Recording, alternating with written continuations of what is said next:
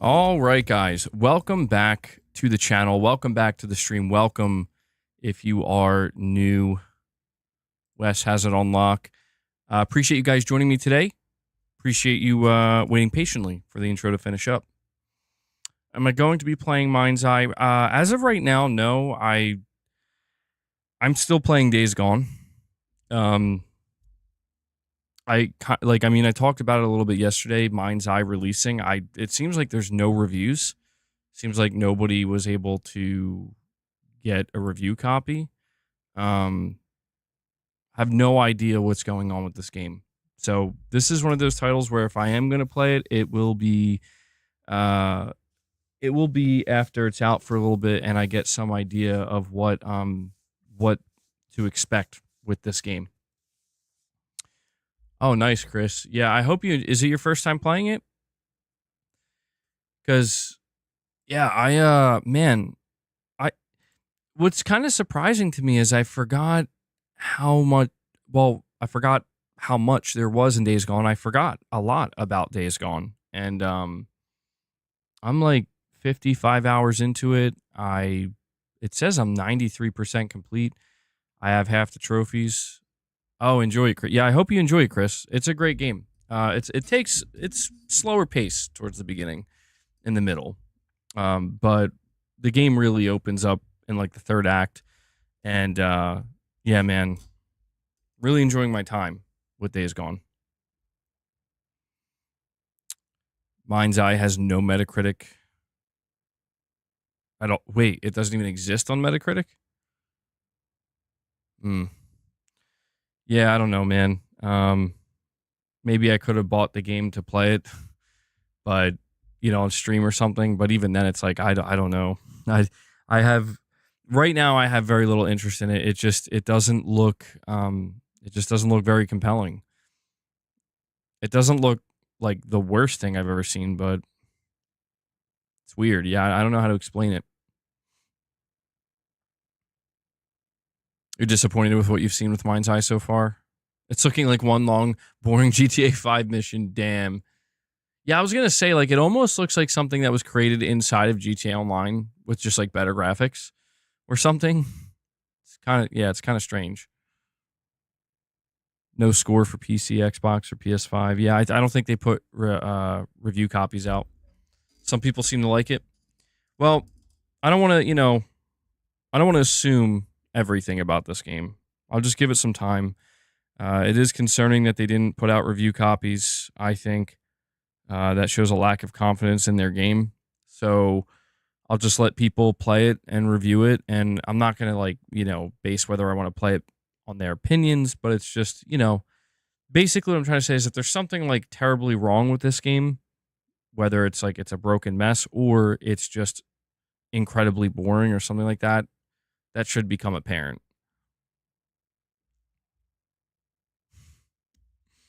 I should have picked it up and the first person to review it. Mind's Eye is doo-doo trash. Damn. Yeah, my review of Mind's Eye. 0 out of 5. Straight doo-doo trash. Would recommend. I mean, I looked on the PlayStation Store, and I won't lie, it seems like it's selling on the PlayStation Store. Like, if you look at the pre-orders, I think it's like number 2. Number 2. Doo-doo trash confirmed, bro. But I'm like a little bit surprised. I'm like, damn, okay. There are people buying this game. A fair amount of people. So it's not even on the top 20 on Xbox.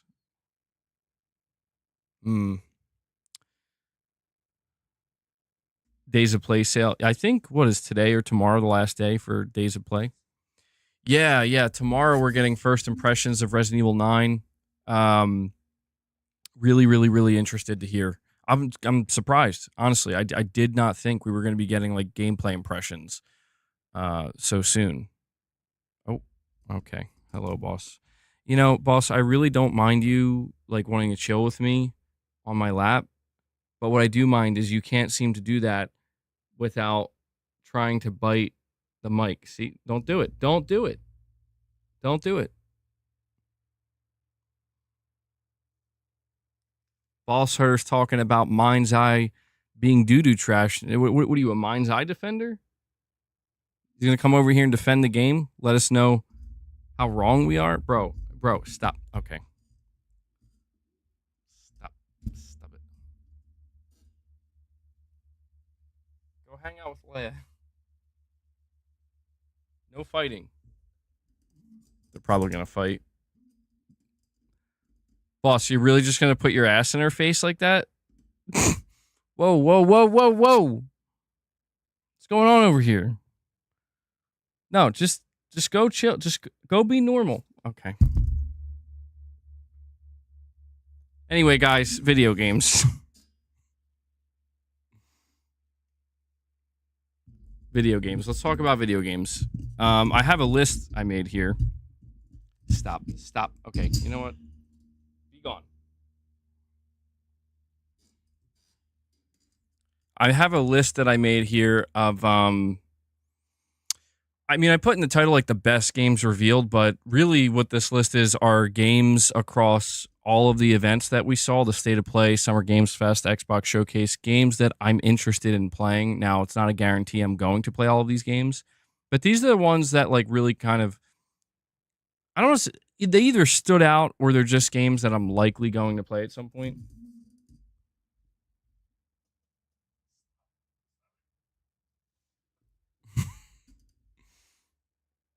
Any word on when Space Marine 1 is coming to PS5? I haven't heard anything. I'm not sure. Yeah, 2026 is looking kind of absurd. Yeah, 2026 is looking absurd. It's kind of nuts.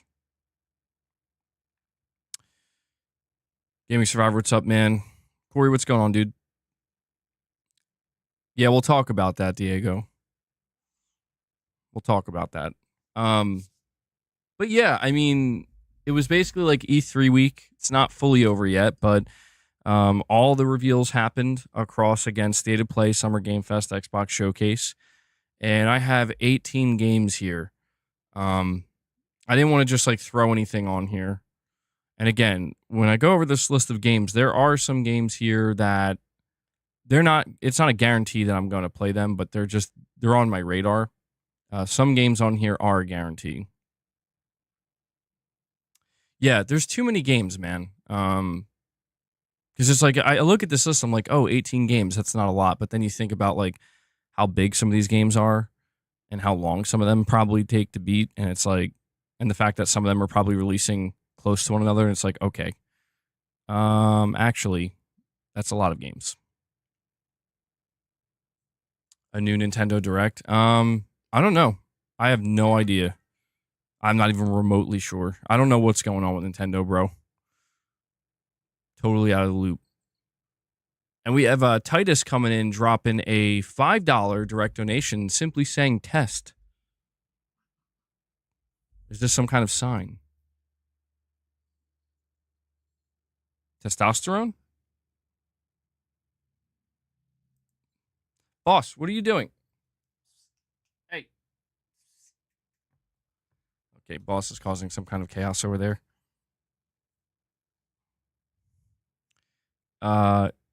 Chris, you're enjoying the Switch too? Could we jump into Death Stranding 2 without playing Death Stranding? I think you probably could. You might be a little out of the loop though. But I mean, dude, there's so much I don't remember from Death Stranding's story. I feel like I'm practically going in without even playing.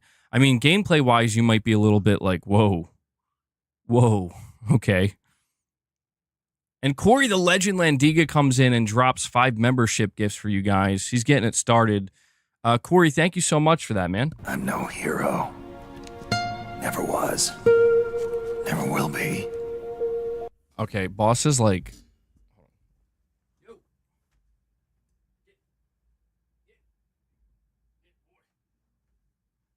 Come on, boss. Come up here. Come on, come chill. Don't. Leia went to the other side of the room. Now he's messing with her, and we're gonna like knock something over. But yeah, Corey, thank you for the 5 memberships, man. Yeah, if you guys want to support the channel, support the content, support the community, consider becoming a member. We did a pretty lengthy members lounge yesterday, which is members only content. So yeah, consider becoming a member. Help support what I do here. Drop member gifts. Drop a super chat, a direct donation, anything that you feel comfortable doing. It will help the content and the channel.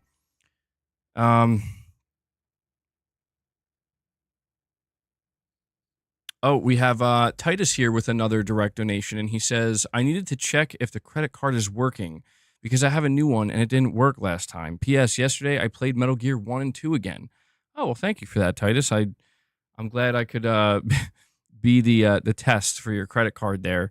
And thank you for the 2 direct donations, man. Now, when you say Metal Gear 1 and 2, are you talking about Metal Gear Solid 1 and 2, or are you talking about the actual original, like, MSX Metal Gear 1 and 2? Because there's a big difference between those games. I actually never really played the original MSX Metal Gear games. I think I tried, and I'm like, yeah, I can't do this. I'm assuming it's Metal Gear Solid 1 and 2. That's my assumption. Oh, wow. You're saying it was the original ones. Okay. Yeah, I've always said, man, it would be crazy to see a full-blown remake of the original 2 Metal Gear games. Maybe put it in the one game, make that Metal Gear Solid 6. Kind of like a complete reimagining of those games. I don't think you could do that without Kojima, though. Okay, yeah, I was just making sure, because some people, when they say like Metal Gear 1 or Metal Gear 2, they are actually talking about Metal Gear Solid. Because a lot of people don't think about the original Metal Gear games, which is kind of understandable. You got the platinum. Nice, dude. Nice. That's good stuff. That's good stuff, man. And let me actually add your donations to the...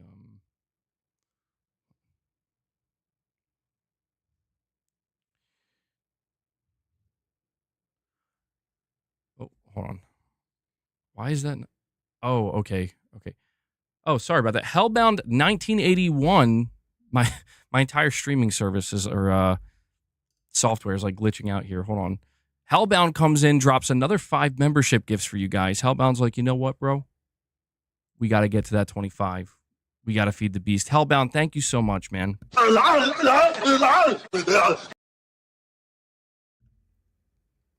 me add that to the goal. And no, it's not 510. Where? I'm sorry, I'm just getting annoyed because I can't. Okay, there it is. I wanted to make sure to add Titus's donations as well. Thank you for that, man.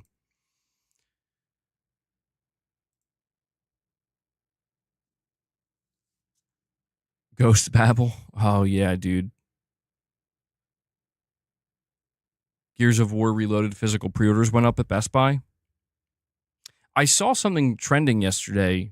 I didn't look too deeply into it, but it seems that Microsoft is done with discs and like actual like physical disc-based media, unless it's for like PlayStation, which is interesting. Because like they do have like physical game cases that you can I think pre-order for some of their titles, but it's confirmed to be a code in a box. But I think when it comes to PlayStation, like for Gears of War, for example, I'm assuming there is going to be a disc. I guess the question at that point is if all the data is on the disc or not.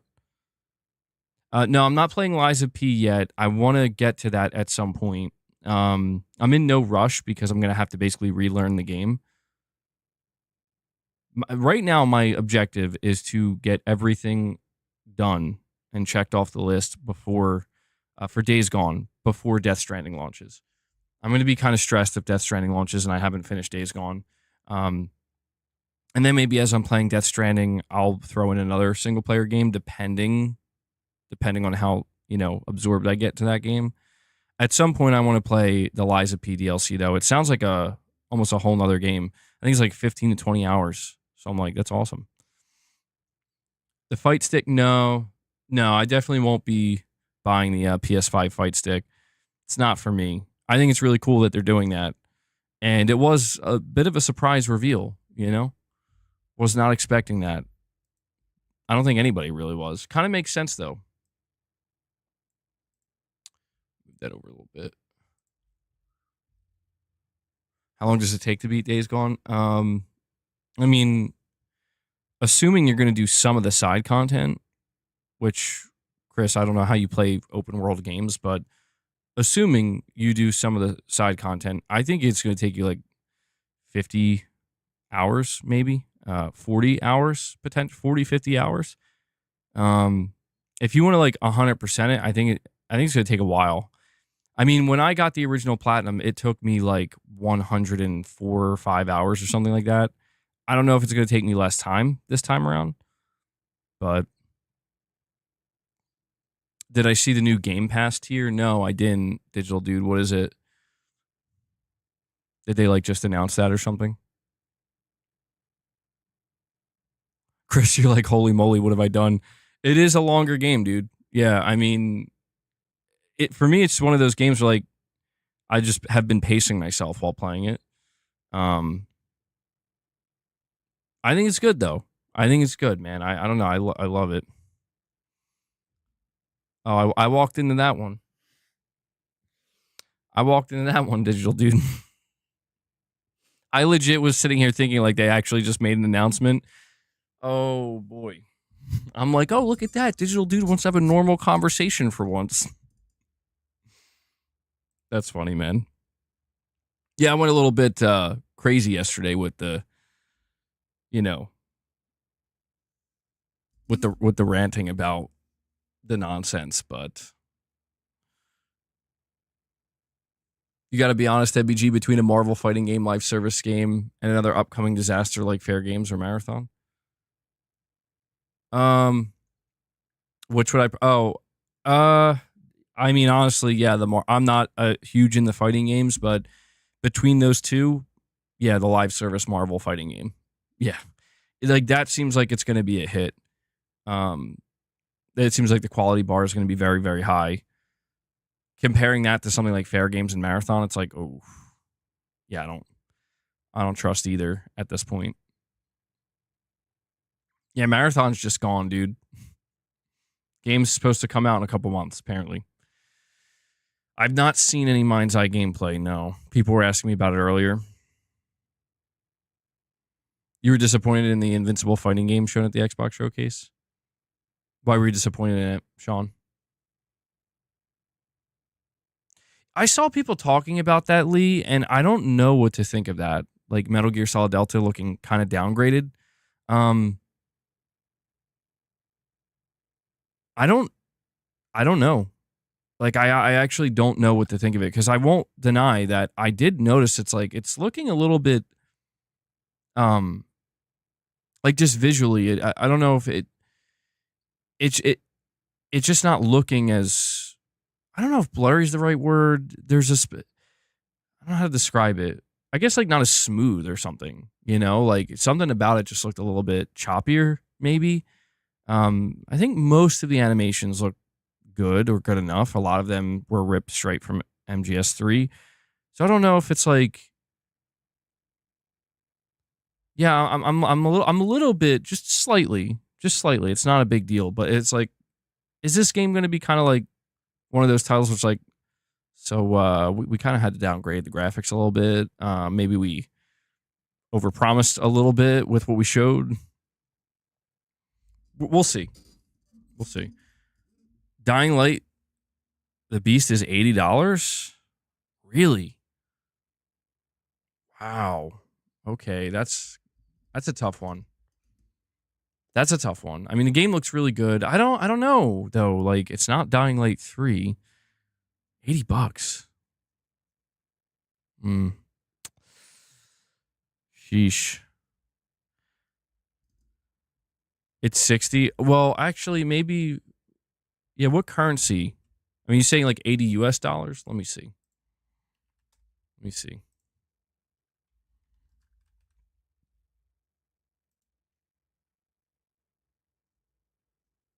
I'm actually not seeing it on Amazon.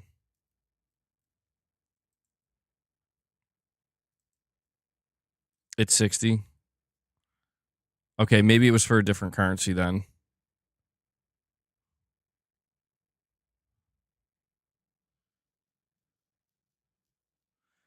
Diego, I don't know. I'm confused now. First you said it was 80, now you're saying it's 70. Everybody else is saying it's 60. Maybe they have like a deluxe edition. Maybe we're looking at the wrong edition, actually, now I'm thinking about it. They probably have multiple editions you could buy. I was going to say, like, yeah, $80 for that seems a bit much. They consider it Dying Light 3? Interesting. Okay. I think it looks good. Yeah, it seems way more action packed, but I'm not like opposed to that.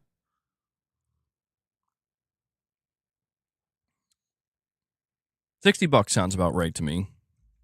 I was gonna say if they were selling that for $80, I feel like that's like, Yeah, I played the first Dying Light. I really enjoyed it. I feel like Dying Light 2, they lost something. I don't know why.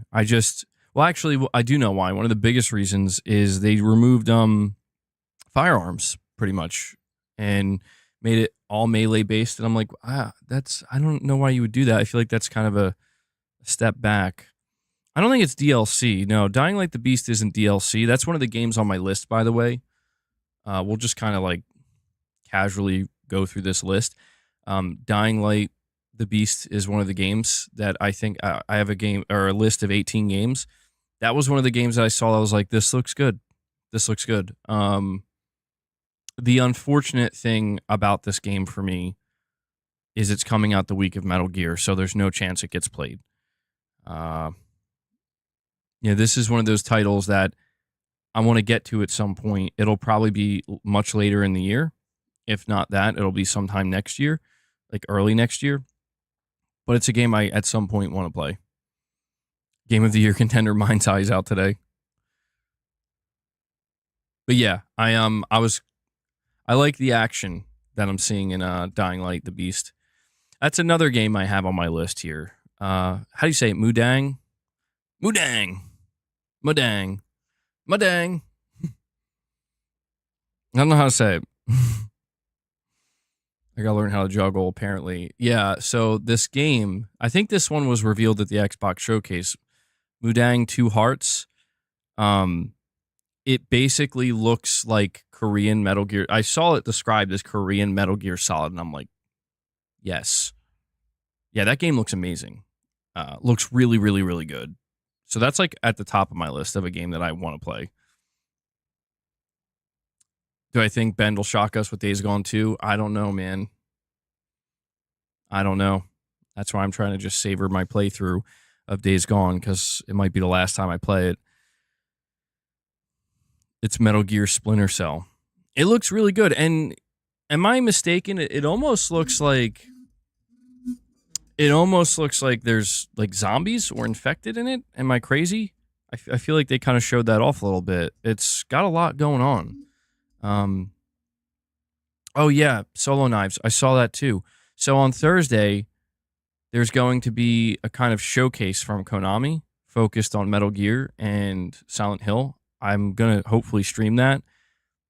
But then they also announced the Metal Gear Hotline happening the next day. So trying to keep my cool, trying to just stay chill. Nobody panic. All right. We don't know exactly what's going to happen, but I have a hope.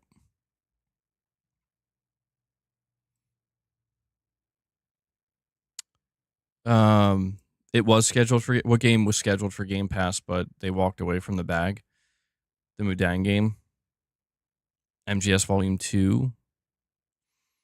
Saying not fair to compare Dying Light 1 to 2, considering they gave up on Dying Light 2 to make the Beast. Dying Light 1 was as great as the final product. It took many DLCs and updates to make it what it became. That's true. Yeah. It seemed like they wanted to support Dying Light 2 for the same amount of time, but yeah, they were just like, actually, let's just make another game instead. Maybe that's smarter. I don't know. Is there not a third mystery game being shown at Konami's event? I'm actually not sure. All I saw was Metal Gear and Silent Hill. Metal Gear Online is going to be at the hotline 100%. I don't know. I don't know, man. I don't want to get too excited. Don't want to get my hopes too high. Got my Metal Gear mug. Because I clearly have very high hopes. I am getting my hopes high. I have a feeling they're not going to announce the Metal Gear Solid Collection Volume 2 until probably sometime next year after MGS3 has been out for a while. I forgot about that one, Silent Hill Townfall. Lux, dude, I don't even want to talk about that, man. Like, I have such an axe to grind with Konami and the fact that, like, they're like, oh, check it out. We're going to sell you Metal Gear Solid 3 Subsistence. Introducing Metal Gear Online. Come play it. Okay. Wow, this game's great. Yeah, we're going to shut down the servers in like a year and a half. You kidding me? No, we're shutting them down. It's like, wow, you guys suck. It's okay, though. Metal Gear Solid 4. Oh, okay. We're going to bring Metal Gear Online 2, version 2.0. And we're going to keep the servers on for at least 10 years. Okay, yeah, this is great. 4 years later, yeah, we're going to shut down the servers. Although, I think the servers for Metal Gear Online 3, which shipped with Phantom Pain, pretty sure they're still up. But, like, that version of Metal Gear Online just wasn't it. Yeah, the player base definitely shrunk. The reason why I think Metal Gear Online 2 got shut down, truthfully, was because they did not integrate with PlayStation Network. They wanted to do their own stuff. I remember it was like a nightmare. I remember when you wanted to create a character and a profile for Metal Gear Online, you had to open up the browser and you had to use like Konami's portal and shit, and it was wild. Even when you wanted to buy like expansions and DLC, like you had to. It was crazy. And the people who really enjoyed the game, we did it because we're like, yeah, we want to play this, man. So that's another game I have on my list here. Obviously, we got a new trailer for Metal Gear Solid 3 at the State of Play, but for me, it was the tease of Metal Gear Online. I'm not kidding when I say that is by far the most exciting thing I've seen. And I know that sounds ridiculous to some people, but I just have a special connection with Metal Gear Online. So like seeing that tease was like the highlight probably of the generation. I'm not kidding. Anyway, so I have like this kind of dream. Here's how I think Konami should do it. I don't know if they're going to do it this way, but if you want to know what my dream is going into, Thursday's like Konami event and the Metal Gear hotline, assuming they're going to let us know like what it is that they were teasing, like here's what we're doing with multiplayer of some kind. My idea is they're going to announce the return of Metal Gear Online. And if you buy Metal Gear Solid Delta, you will get Metal Gear Online. And the way it's going to work is it's going to be a kind of live service game that they're going to continue to update. They're going to offer more content. And I think what they should do is, obviously continue to update the game with different stuff here and there. I don't know if Konami is going to be able to properly run a live service. But they did know how to roll out a solid amount of content for Metal Gear Online 1 and 2, especially 2. And they did some for 3, but they gave up on it too quick. What I think they should do is, knowing that they're probably going to remake Metal Gear Solid 1 next,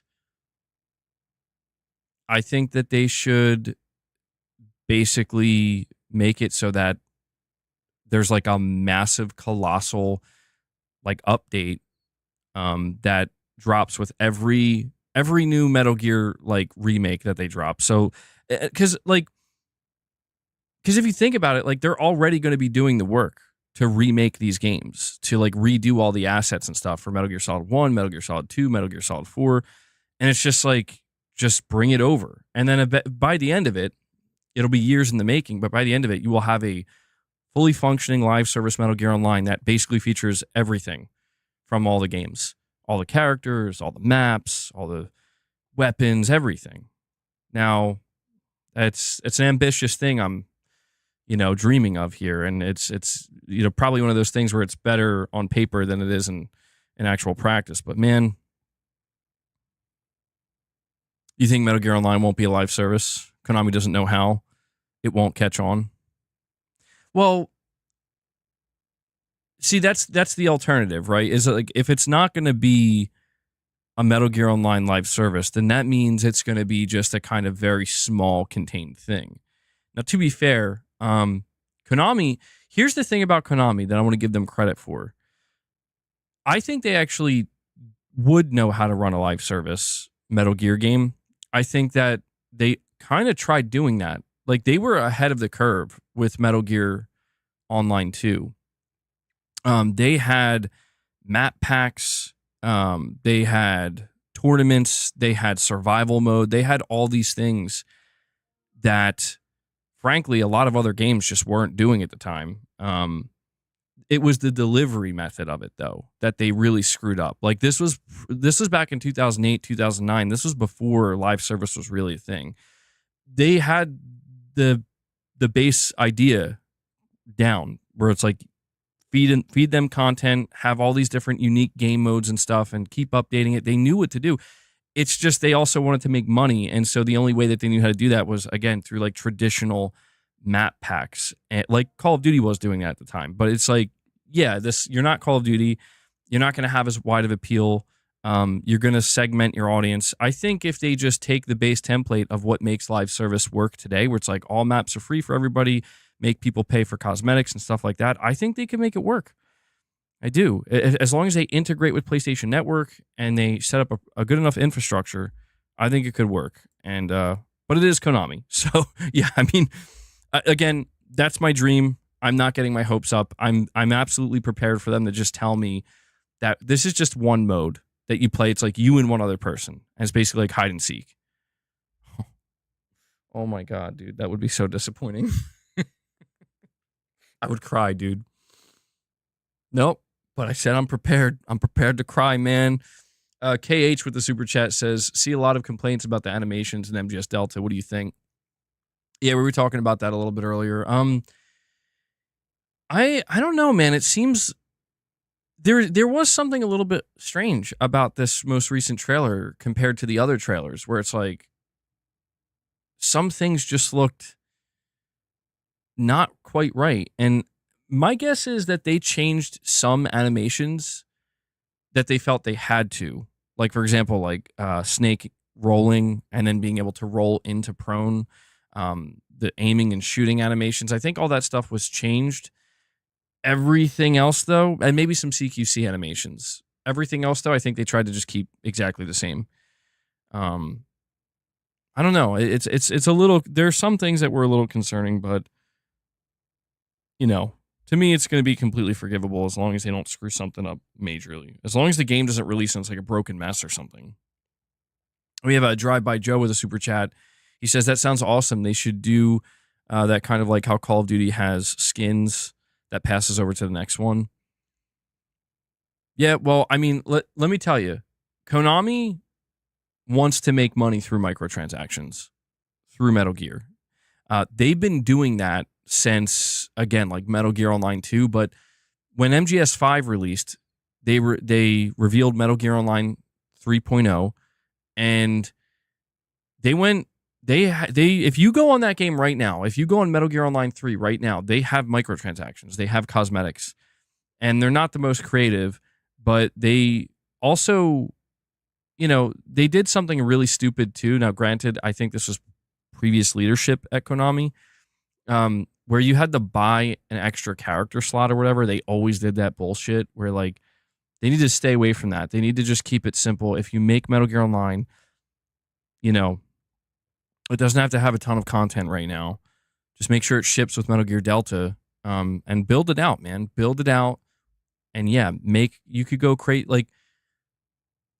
All right, this is a deep cut here, and I think a lot of people don't know this. If you played Metal Gear Online 2 with that shipped with MGS4, you will remember this. But they had something that was called survival mode, and they also had something just called tournaments.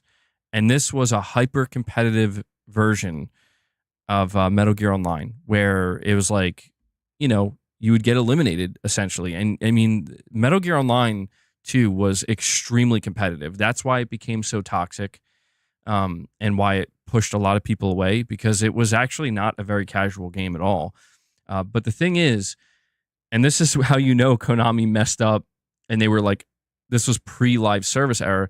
They had an entire shop of cosmetics that, I mean, it was like filled to the brim of stuff that you would earn. I forget if they were called like battle points or whatever. You would earn these points by winning games and matches in survival or in the tournaments. And then you could spend all that on these cosmetics. And they had everything, every camo, anything you could think of, they had it. And there was stuff that was like kind of more rare. Some stuff you could only get by winning tournaments. And this is what that community gravitated towards and loved. Now, they're in a tough position because that's what the Metal Gear Online community wants again. But there's no chance in hell that if they bring that back, you're not going to, like, they're going to let you pay real money this time. They're going to make you pay real money. It's like, they could bring back tournaments, they could bring back survival, they could make it hyper competitive, but there's no chance you're going to get rewards that are like, now you can use this in the shop for cosmetics. They're not going to do that. But I think that's okay. I do think that's okay, because it's like, yeah, if we want this to work, you have to find a revenue stream, and that's going to have to be cosmetics. Yeah, Konami's version of V-Bucks. They could do battle passes. They could do the whole 9 yards. I know it sounds cringe to a lot of Metal Gear Online fans, but it's like, I just want something that's going to work and stick around. And I'm not opposed to Konami leaning into more contemporary solutions for revenue streams, as long as they don't get, because what they used to do, like I said, is they would charge you for character slots. Oh, you want to create another character for Metal Gear Online? You're going to have to buy that. You're going to have to literally buy a character slot. That's ridiculous. So Konami was already thinking of creative ways to get more money from their players. But now all of that exists. You don't have to think about it. We've all come to an agreeable spot where it's like, make all the content free and just make cosmetics people pay for, and maybe a premium version of a battle pass or something. There you go. It's all right there for you. Will that be able to be one of the most like played live service games? Probably not. But I don't know. I'm dreaming big, as you can tell. Not to be a downer, but I don't see any way this game works online. It's not going to be what modern gamers want, slow gameplay. Well, I mean, yeah, that's it. It's in a tough position, because I was talking to my friend who was a huge fan of Metal Gear Online, and he got really into Metal Gear Online 2 with MGS4. And if you were to try to play that today, well, it doesn't exist today. I think it exists unofficially, but if you were to play that today, it feels kind of clunky. It doesn't feel smooth. It feels like a kind of outdated type of gameplay. When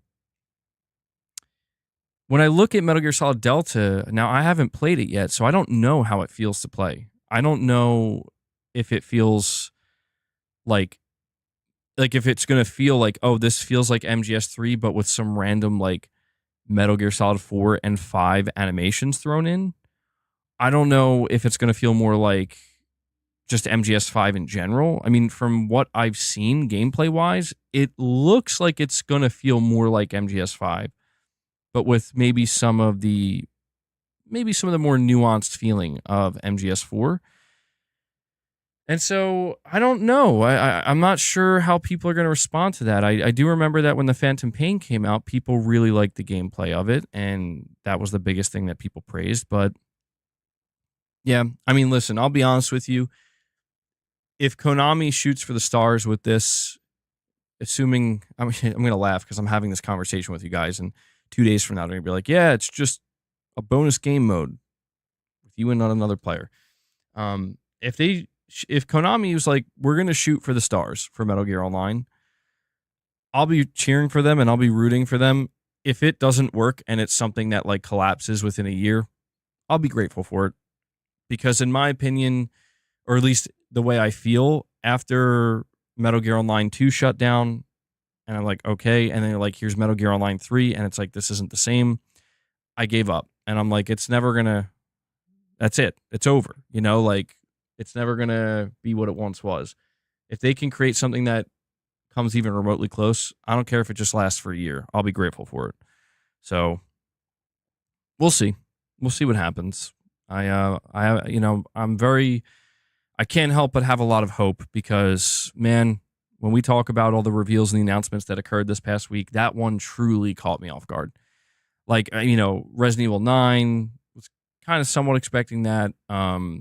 Liza P Shadow Drop, I was like, oh, that's surprising. The Black Ops 7 reveal at the end of the Xbox showcase that I definitely didn't think was Call of Duty.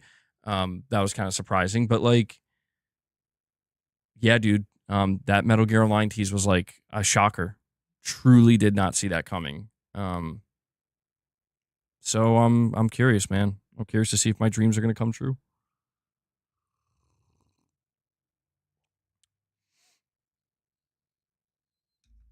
Sean Mitchell with a super chat says, I feel robbed of what could have been an amazing open world Invincible. They went the route of 2D fighter when they've already collaborated or collabed with Mortal Kombat. Need Insomniac to take the reins, man. Oh, okay, Sean. Yeah. Yeah, you were saying you were disappointed at that reveal and it being a fighting game. Yeah, I wasn't sure when I first saw that, like what type of game it was going to be. But I remember when I first saw it, I was like, oh, yeah, Invincible fans are going to be hyped. And then it was like a fighting game. And I'm like, oh, okay. Kind of unexpected. I don't know how successful that's going to be. I mean, I kind of understand like why it makes sense. But like you said, they did collab with Mortal Kombat already.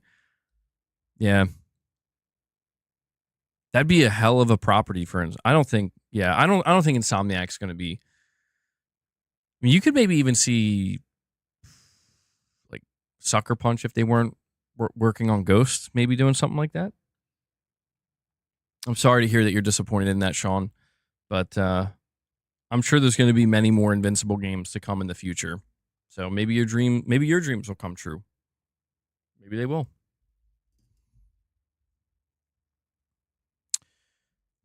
I mean, when it comes to Metal Gear Solid Volume 2, I see a lot of people mentioning that. I would be surprised if that shows up.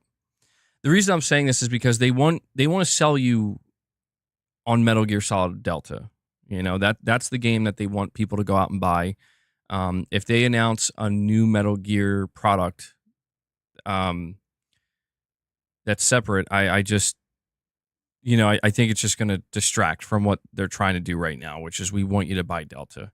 So my guess is that when it comes to what they're going to be showing and talking about when it comes to Metal Gear Solid 3 or just Metal Gear Solid in general at this upcoming event, I could be completely wrong, but I think it's going to focus on Metal Gear Online. I think it's going to, talk about the single player a little bit, show more of it. But then I think they're going to talk about how like we're actually bringing back Metal Gear Online, and that's really going to kind of sweeten the deal for everybody. That it's going to be an attempt to sweeten the deal where it's like we have a surprise for you. Not only are we giving you the single player remake, not only are we giving you the Snake versus Monkey mode, but we're doing something that nobody thought we would do, and we're bringing that back. And I think that will be their basically their last major marketing push to like, if you weren't sold on the game yet, here's one final announcement we have to make for it that might push some people. Because I have seen people saying like, granted it's anecdotal, like I'm seeing it in forums and stuff, but I've seen quite a few people saying like, I was kind of skeptical if this was going to be worth $70, but if you throw in Metal Gear Online on day one, I'm seeing people basically say like that would push them over the edge immediately. So yeah, I don't know. There's also the fact that I feel like, I'll be honest, I feel like Metal Gear Solid 3 Delta was done a while ago. I think it was because if you think about it, it's like it's a remake. They're not changing most of the game. Like they're keeping it the same. They're just bringing it up in Unreal Engine 5. I always thought it was kind of strange that like the game was targeting 2024, and they're like, actually, never mind. And then it's like we're getting closer to 2025, and they're still just like, yeah, we're not ready yet. We don't have a release date yet. And I'm like, what is like? I just started to get this feeling like, what is taking them so long? And a lot of people, or at least some people, are speculating that it's because they did decide that actually, you know what, let's make an online component, and make sure that ships with the game. Because I'm not really sure what could have taken them this long. Like this was a game again that was originally scheduled to come out, I think like summer of 2024 or something. And I just find it difficult to believe that you needed an entire year to polish a remake. Something about that doesn't sound quite right. So again, maybe this is just all hopium. It's all hopium. But if it's just another game mode and not full-blown MGS Online, I will not be able to hide my disappointment. I'm not going to lie. I will be a little bit crushed. But, here's what I'll say. This is why I have like a deeper hope. There was a Metal Gear Hotline they did last year. It was sometime in 2024. I think it was around this time in 2024. And I didn't actually watch it live, but I remember seeing people were talking about Metal Gear Online. I was like, holy shit, did I miss something? And then I went and I investigated, and it turns out that basically what they did towards the end of their Metal Gear Hotline is they were polling Metal Gear fans and the audience. And one of the things that was on there that they were asking about was Metal Gear Online. So I do have this kind of hope where it's like, so they were already thinking about it. Like they used the term Metal Gear Online. They were thinking about it. It's something that they were putting out there, putting their feelers out last year. I'm telling you, if whoever put together that trailer was dumb enough to tease something like that, knowing how not radical, but just insane and hungry the Metal Gear Online fan base is. If somebody at Konami was dumb enough to put that at the end of that trailer just to basically say it's not Metal Gear Online, then they deserve what's coming, bro. Because if you look around, I'll tell you right now, nobody thinks that's not Metal Gear Online. So there's going to be a lot of disappointed people, bro.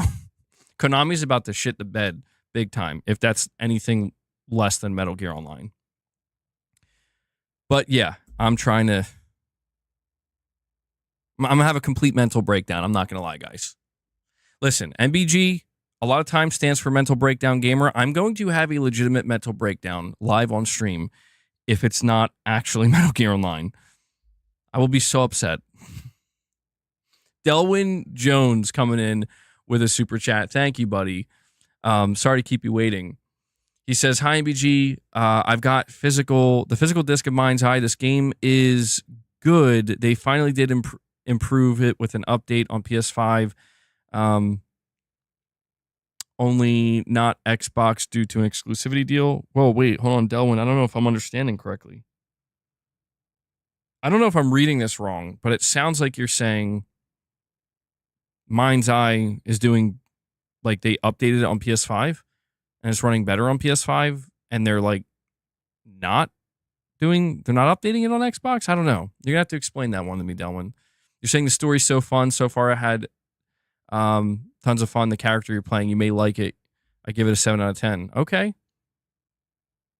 I mean, I heard that the devs were telling people to wait for a day one patch, people who got the game early.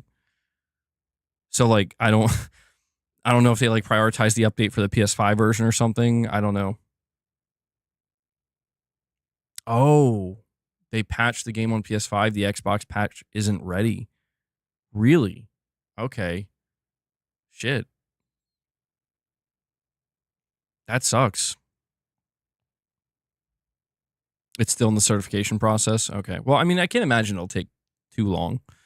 Maybe like a couple days at most. But Delwyn, it's interesting. We were talking about this game Mind's Eye earlier, and you're saying you give it a 7 out of 10. Yeah, I don't know, man. I mean, that's good. You're making me feel a little bit better about the game. We definitely weren't calling it. What did somebody call it earlier? Like something trash, like doo-doo trash or something. I don't. But we got Delwyn here letting us know. He's like, bro, it's not doo-doo trash. It's actually pretty good. It's pretty fun. I'll have to see. It's Concord 2. There we go. The single-player version of Concord. That's reassuring, though, Delwyn. I'm going to be probably looking around in the coming days trying to see, some raw gameplay, people playing the game without, not in like a presentation format, a marketing format, just something raw and uncut. Because again, the game Mind's Eye, it doesn't look awful. It just doesn't. Like, it looks like a competent video game. There's just something missing, and I don't know what it is. Get them to send me a code. Nah.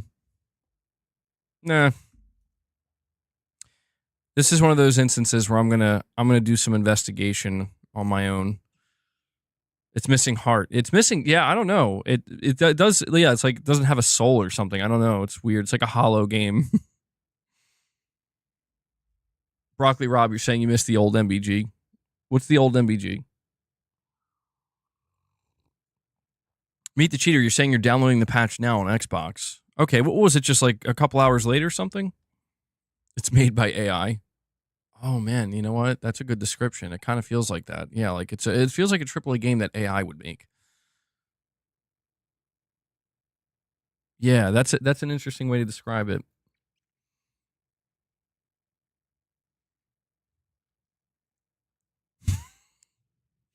Ray, that's disturbing. You're saying the creator looks like he doesn't have a soul? In the interviews he's in, he's just odd. That's interesting. Yeah, maybe this game is just highly cursed. And anybody who plays it gets cursed. Delwyn, I'm sorry, bro. You might be cursed now.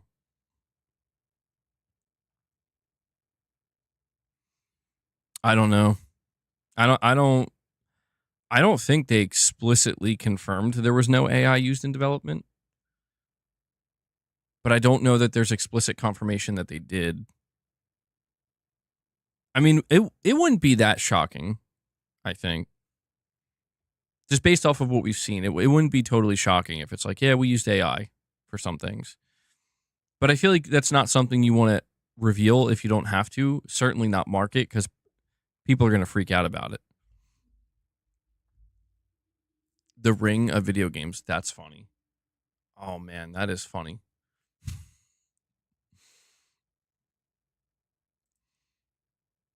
I feel like we're just making all these jokes about Mind's Eye, And in reality, it's just like a perfectly okay game. It's fine.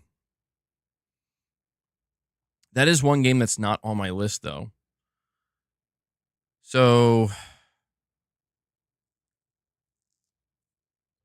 well, yeah, I mean, a lot of people, I think, are rejecting the AI future. But the reality, I think, ultimately is just that every studio, every publisher, every game, to an extent, is going to use AI in some way. People are going to argue about the ethics of it. I think at the end of the day, consumerism is going to win out. Unfortunately, I think it'll be unfortunate to a certain extent, where it's like, at the end of the day, the masses are not going to care who's losing their job. The masses are going to care about what product am I getting, and is it what I want? And it's not going to happen immediately, but I think just slowly over time, we're going to see it getting closer and closer and closer to that. Yeah, Sony's got their own AI, PSSR. Damn you, Sony. I mean, I have no doubt I think that they even confirmed that they're like, looking into AI for game development. I mean, we saw that cursed, it's not up on the channel anymore because Sony was apparently copyright striking anybody who showed it, but there was that like internal, now granted, it was an internal presentation. It wasn't meant to be public, but yeah, the Horizon AI thing. where like you could just talk to Aloy, and it was kind of weird. Like I could kind of see what they were going for, where it's like, imagine how much more immersed you could get into your single player games if you could just talk to the characters. But then I'm like, I I don't know. I'm just trying to like imagine like in the future there's a God of War game with this really intense like emotional cutscene, and then when the cutscene's done, you're just like, hey Kratos, you feeling sad right now, bro? And he's like, yes, I am feeling quite sad. That was an unfortunate situation that I found myself in. Like, I feel like that would just be so weird and break so many aspects of a single player game, you know? Hey Kratos, can you breakdance? Delwyn Jones using his milestone chat saying, I'm not expecting a Metal Gear Solid Delta Snake Eater online game, but if they are, that'd be huge. Right now, I only care about the game itself, story and gameplay, etc. And that's fair because I think up till this point, that's what everybody was expecting. But Delwyn, um, basically what we were just talking about is the last trailer that they released at the State of Play for Metal Gear. They were teasing some kind of multiplayer component, and Metal Gear Online was a thing in the past. So, you know, naturally, every Metal Gear fan who was aware of Metal Gear Online is like, Metal Gear Online's coming back. So it sounds like they could be doing the whole thing, man, where you're going to get Metal Gear Solid Delta, play the remake, replay that incredible story, you know, the gameplay, the whole 9 yards. They got the bonus mode with Snake versus Monkey, but now it's looking like they may have multiplayer. Still waiting to wake up from this dream, bro. Imagine if we could put Aloy's face on Kratos in game. I mean, that sounds like some kind of nightmare scenario. I don't who would want to do that if the situation calls for breakdancing. When is the Metal Gear Solid stream? Let me see. So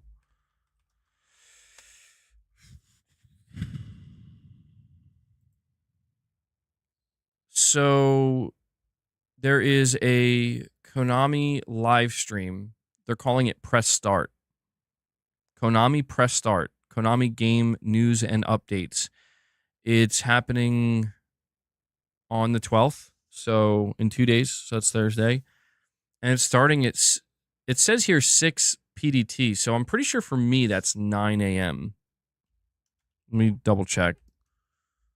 Yeah. So, okay, shit. Yeah, if I'm going to stream that, that's going to be that's going to be an early ass stream, bro. I mean, I get up really early, but I don't ever stream that early. But I want to stream that. So, it's going to be on the 12th, and it's going to be nice and early. So, I'd probably be going live at 8:30 in the morning, so we could chat for a little bit leading into it. I think it's going to be like 37 minutes, which is interesting. Apparently, it's going to be like a decently sized show. Now, what's interesting is they're only showing pictures for 2 games. They're showing a picture for Metal Gear Solid Delta and a picture for Silent Hill F. I mean, when I look at the picture, I'm assuming those are the only 2 games they're going to talk about, but they're basically saying like this is their game showcase, so they might have more games there. This is why people are wondering if we're going to get Metal Gear Solid Volume 2 or something else.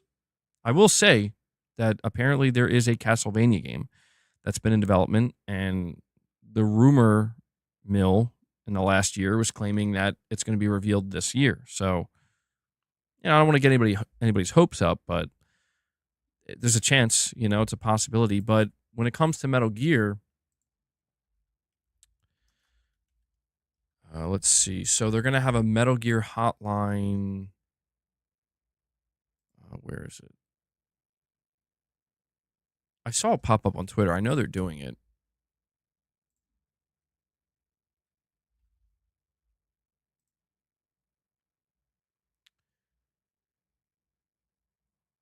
Unless I'm crazy.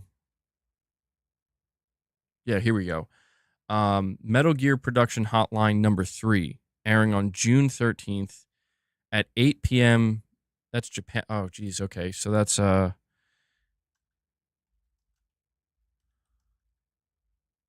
So for me, that's gonna be 7 a.m. What the? Okay. Oh my god, bro. What? Why are they doing this to me? Okay, so I might not be able. I don't know. I guess I could live react to. No, I might not be able to.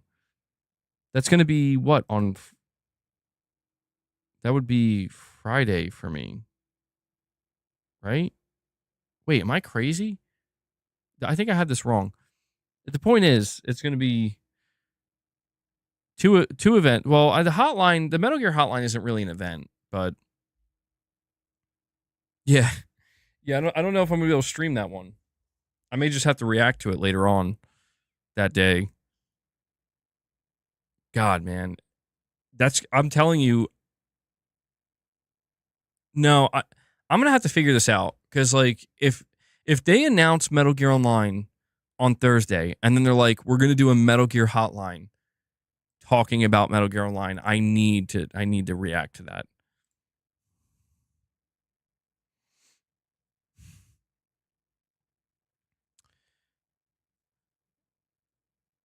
There's gonna be a Metal Gear Online again. Yeah. Yeah, apparently. I need a new Metal Gear Solid poster. Dude, yeah, I do. I'm gonna have to update it. I don't know though. I feel like you can't really. Does it get better than that?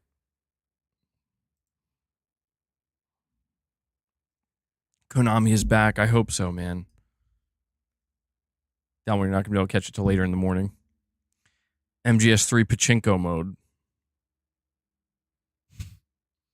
Dude, I'll never forget that. That's when I truly like hated Konami. Like I hated Konami just like everybody else for what they did. But when they were like, that's right, we remade Metal Gear Solid 3 in the Fox engine for a pachinko machine, I wanted to freak out, bro. Like, because it looks so good. I'm like, you guys are.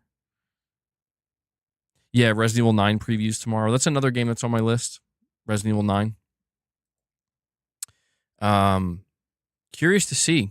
Curious to see what people are going to be saying about the gameplay preview. I'm assuming we're going to see it, right? Like I don't know that it's been confirmed that we're going to see the gameplay preview, but at the very least we're going to hear impressions from people who got to see it. So we'll have some idea. Ghost Recon Wildlands is the best type. You're saying that's close to SOCOM?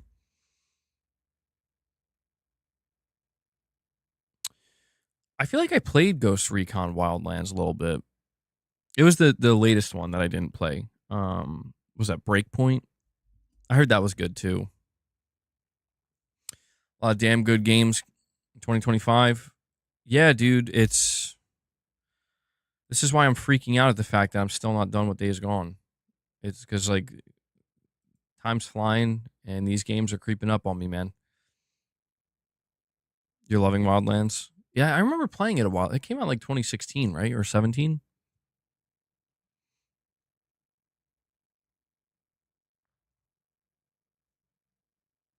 MBG, somewhere in the multiverse, do you think Sony and Microsoft's positions were reversed with Sony struggling to sell 30 million PS5s? I'm sure.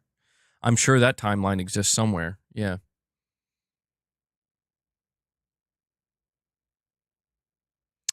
Um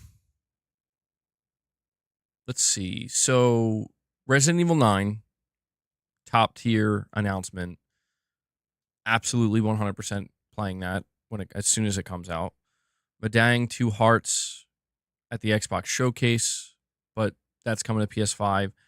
That game looks amazing. Metal Gear Online, we talked about that.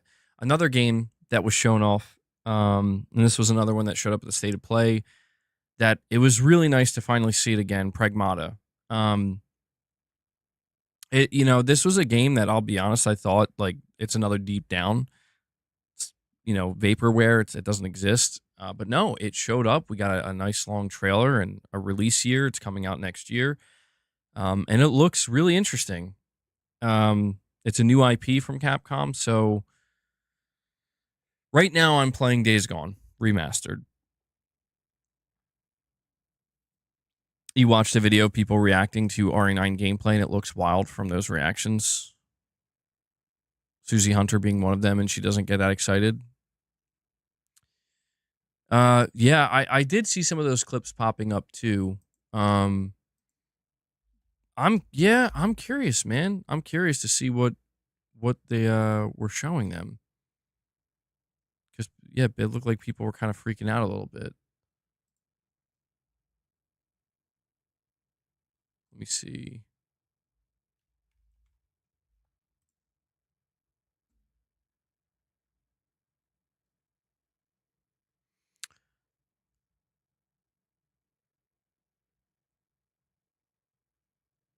Oh yeah, I'm seeing the clip now. Yeah,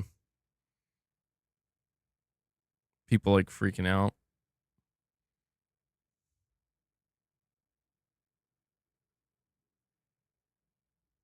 Yeah, yeah. She was in like the front row, I think. She looked pretty shocked, pretty surprised. Yeah, I'm curious, man. I'm really curious.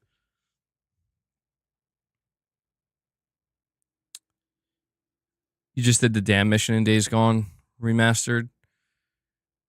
Yeah, you're getting there. You're getting closer to the end. When I say my favorite IP from Sony is Days Gone and The Last of Us, I don't know if I would say that.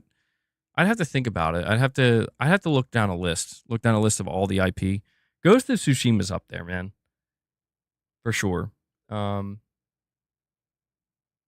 I don't know. It's hard to choose.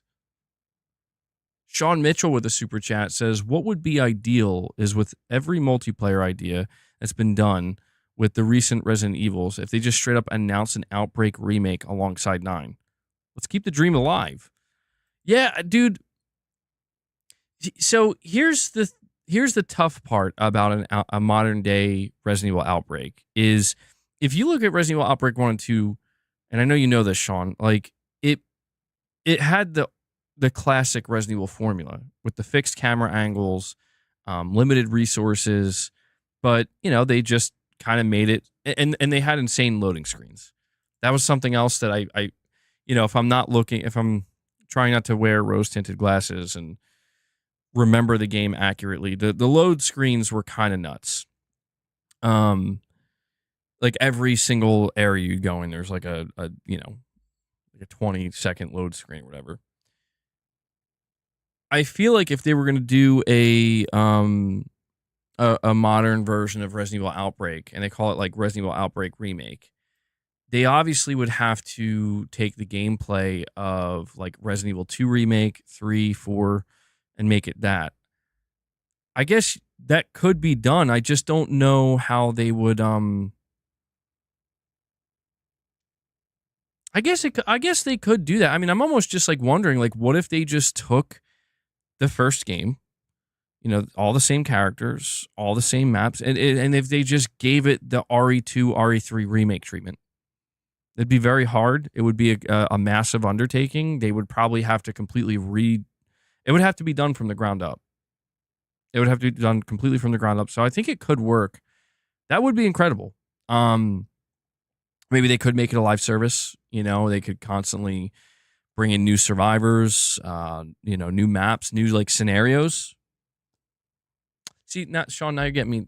Now I'm starting to get excited about something that definitely doesn't exist. Well, listen, there's no way Capcom's done with Resident Evil multiplayer. I will tell you that. I mean, they've been trying to get multiplayer to work with Resident Evil for years now, for like over a decade. Longer than that, almost multiple decades at this point. So, they're not giving that up. I don't know what their plan is though, because they've what's interesting, if they've pretty much tried everything except going back to the Resident Evil Outbreak formula. That's kind of interesting to me. I remember they had that game in 2012.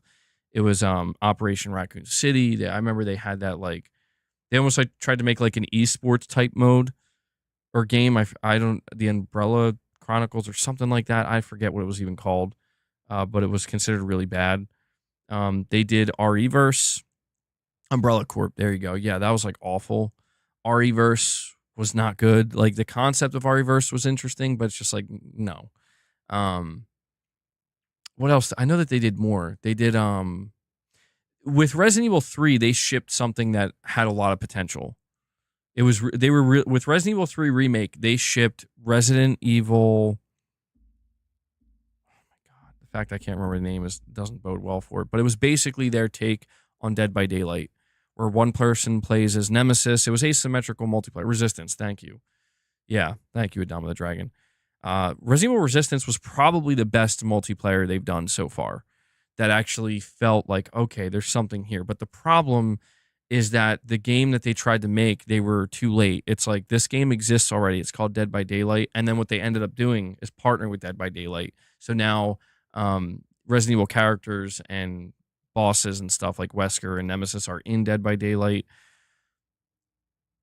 I think it's just like Capcom. I think you know what needs to be done. If you want to succeed in the multiplayer space for Resident Evil, you're going to have to remake Outbreak and just support that game. I think that's what you do. Outbreak had scenarios, and God, they were intricate, man, and they were interesting, and it took the classic Resident Evil formula where you had to solve puzzles together. Again, resources were limited, and you had to work together. I feel like you could do that. You could do that. Like, why won't you do that? Come on, Capcom. Why are you scared? Make it happen. I agree with you, Sean. Let's keep the dream alive. These classic multiplayer games, man.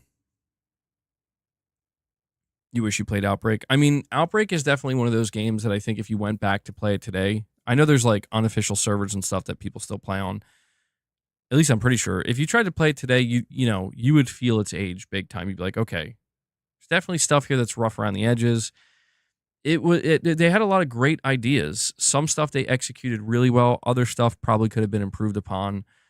Every scenario ended with like a boss battle, and I just feel like they've learned so much.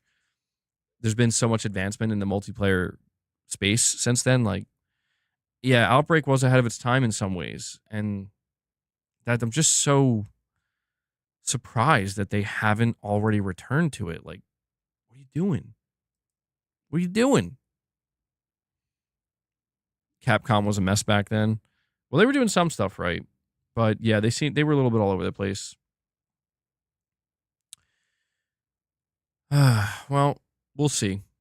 We'll see what happens with Resident Evil 9. Talked about Pragmata. Another game, by the way. Another Konami game. Silent Hill F. We got a release date. I was kind of surprised to see it's coming very soon. It's coming out in September. This game is super fascinating. It's just super interesting to see Konami resurrecting Silent Hill. They come out with Silent Hill 2 Remake, and that's to satiate fans and like, let's get that right. Bring back the beloved classic. But now they're doing something totally different. Silent Hill game set in Japan, 1960s Japan. It seems like it's a melee, like, it seems like it's not going to be a game that's too focused on combat, but the combat that's there, it's going to be melee only. It seems pretty terrifying. I'm fascinated. I'm fascinated at the idea that they were like, we're going to go back, not go back, but like, we're going to go away from Silent Hill. We're going to make a Silent Hill game not set in Silent Hill. And I like that because it's like, I feel like that's kind of what we need to reinvigorate this franchise. It's like, bring back Silent Hill 2, a beloved classic, like I said, bring that up. But the way forward for this franchise maybe doesn't lie in kind of doing what you've tried to do over and over again, but failed, where like, don't try to capture the essence of RE2, or not RE2, Silent Hill 2. Try to do something different. Something that nobody would expect. And I feel like, what about 1960s Japan? Japanese horror. It's like, yeah, I mean, some people might complain that it's like, well, it's not Silent Hill, but it's like, let them cook. Let them cook, man. You wish Silent Hill 2 was part of the Days of Play sale. RE4 remakes on there, but not Silent Hill 2. Apparently, there's going to be some DLC coming for Silent Hill 2 as well. And have a Japanese horror author to write it. There you go. Yeah, I forgot about that, Jake. Yeah, so Silent the problem again, like the problem for me with Silent Hill F is God, it's coming out like a week before Ghost of Yotei, and I'm like, I can't keep doing this.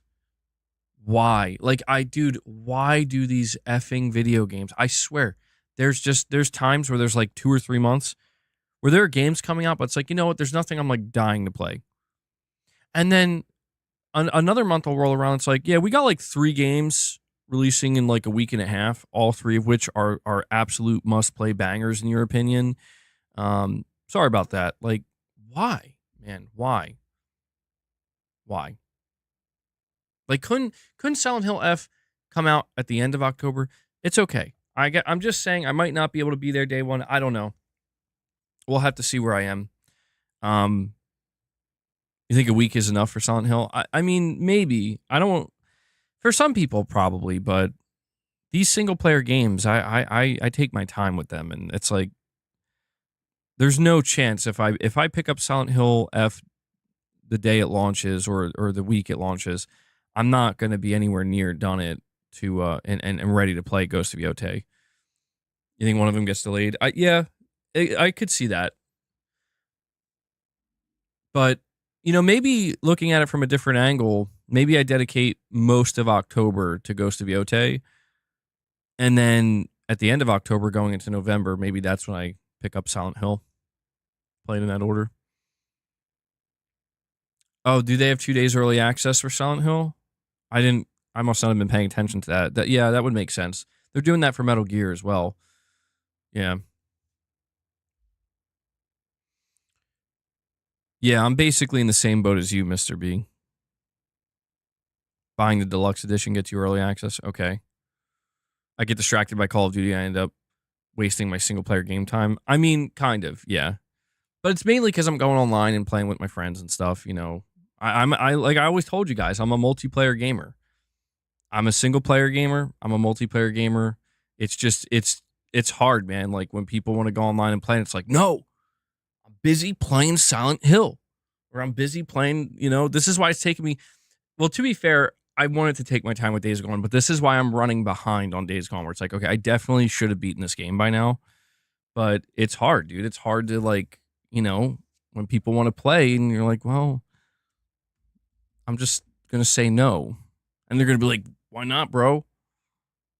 Like I'm playing Days Gone. This is why those live service games are critical.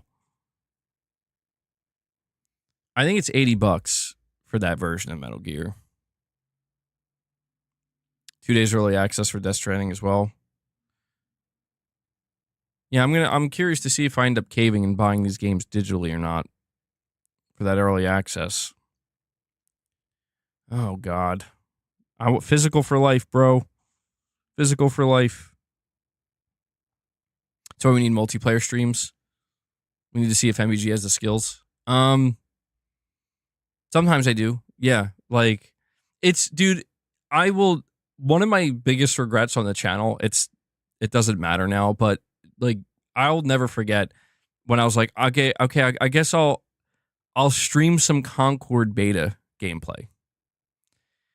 And I was sucking real bad because I was like, okay, I'm not feeling this game and I'm really awful at it. And there were some clips circulating where it's like, okay, I don't normally stream multiplayer games, and that's the only clip. That's all that's out there. And people were like, man, you're garbage, bro. But I streamed Black Ops 6 a little bit in the members lounge, I think, or we did like members content. I actually had some of you guys play with me, and I was holding my own. It depends what multiplayer game it is. There are some multiplayer games I do well in. Like, for example, when I would play like Call of Duty multiplayer, I mean, I have quite a few matches where I'm doing work, bro. Like I'm in the top 3, quite often. There are also times where I get my ass handed to me. It's not like I'm not like a pro. I'm just like MLG pro here, nothing like that. But usually when I get comfortable with a multiplayer game, Dead by Daylight I got pretty good at. Yeah, God, you guys have seen me rage at Dead by Daylight for sure. So I even streamed. This was a while. This was like years ago at this point, but I even streamed PUBG. I think a couple times. So I definitely have some level of skill. Um, Certainly nowhere near the best, not at all. Um, but I'm not incompetent. You know, I feel like people try to make it seem like I'm an incompetent multiplayer gamer. I don't know what I'm doing. It's like, no, I'm good. I am good. Oh, I didn't even know that was happening this weekend, Mr. B. Probably gonna pass on that. Yeah, I had over 1,000 hours in PUBG, bro. It was bad. It was bad. Um, man, PUBG. What I have some good memories on that game.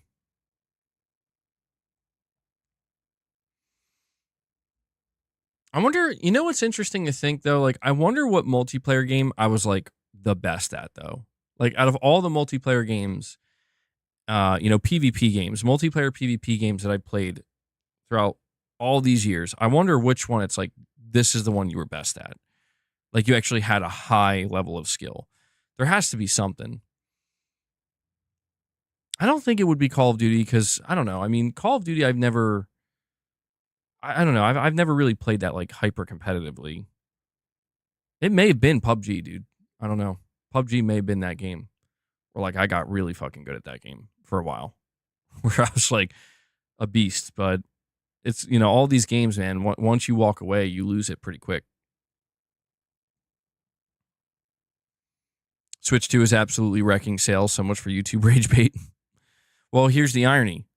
Tarnished. Nintendo's making their money, right? All the people who are doing the YouTube rage bait, they're making their money. It's fun. It's interesting that it's interesting. It's an interesting dynamic. Money's flowing. That's all we know. Money's flowing. The only question is into whose pockets, right? I never got good at fighting games. Yeah, no. Fighting games I would peak like really quickly where it's like, okay, this is about as good as I'm going to get and it's not good at all. I would go like online and I remember the last fighting game I tried to play online was Mortal Kombat 1 and it was a struggle, dude. You think so? I should get in Marvel Token. Am I saying that correctly by the way? Is it Token or is it pronounced differently? Yeah, I'm gonna get in on the ground floor, get really good. No chance, dude. No chance. Fighting games are crazy. Like I mean, how far, like how high the skill ceiling is nuts. It's not Token. Is it? Is it Tokan? Tokone? I don't know. I don't know how to say it. Don't make me say it. Totokism. There we go. Marvel's Totokism Fighting Souls. Oh man, that's great. That's great. I like that. Uh when did I say Sony's business segment meeting was? I already forgot. Hiroki Totokan.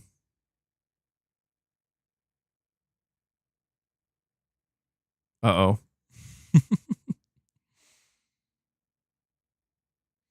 Friday. Okay.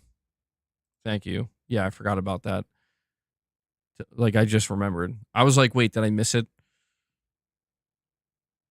That'll be another interesting thing to go over. All right. So if I'm looking at the rest of this list, guys, there's a game that I put on here that maybe is a little bit surprising, but speaking of multiplayer games, definitely looked interested, or it looked interesting to me, and I am interested in it. I think even Mrs. MBG's interested in it. That game called The Cube. It's set in like the Atomic Heart universe or whatever, and I'm like watching the trailer, I'm like, this looks pretty sick. Kind of like what I'm seeing here. So that's one of those games where I'm not like fully sold on it. I do need to see more, but it caught my interest. It caught my eye, and I also have Atomic Heart 2 on here. These two games, I think I'm more interested in the Cube though than I am Atomic Hearts 2. But they showed that trailer for Atomic Hearts 2 that looked pretty crazy. I didn't play the first one though, so I'm like, I don't know. But apparently, it's like a spiritual successor. It's not like a direct sequel. The only fighting game you ever have been decent at is Smash and Marvel vs. Capcom.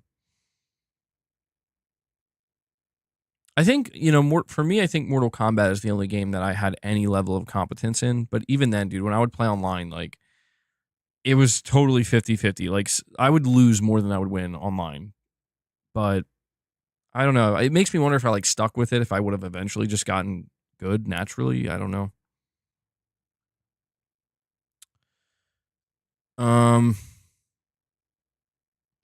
Oh, yeah, that's another game I have on here, by the way, on my list. Ill. So I remember seeing this game in the past, and people were like, "It's a fake game." And I'm like, "Oh, okay." Apparently, it's not a fake game. That game, Ill, actually looks pretty good. It looks slower paced, but I like I like the vibe they're going for.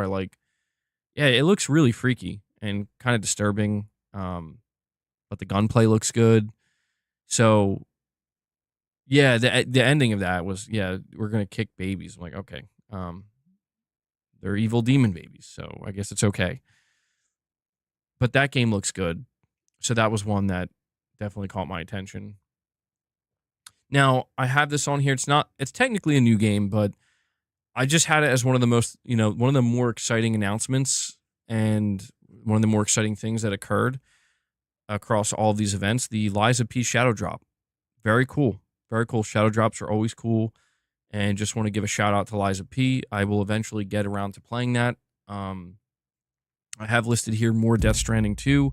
Not a new game, but we saw new footage, a cutscene, a boss battle, multiple new cutscenes actually. And yeah, my hype could not be any higher for Death Stranding 2.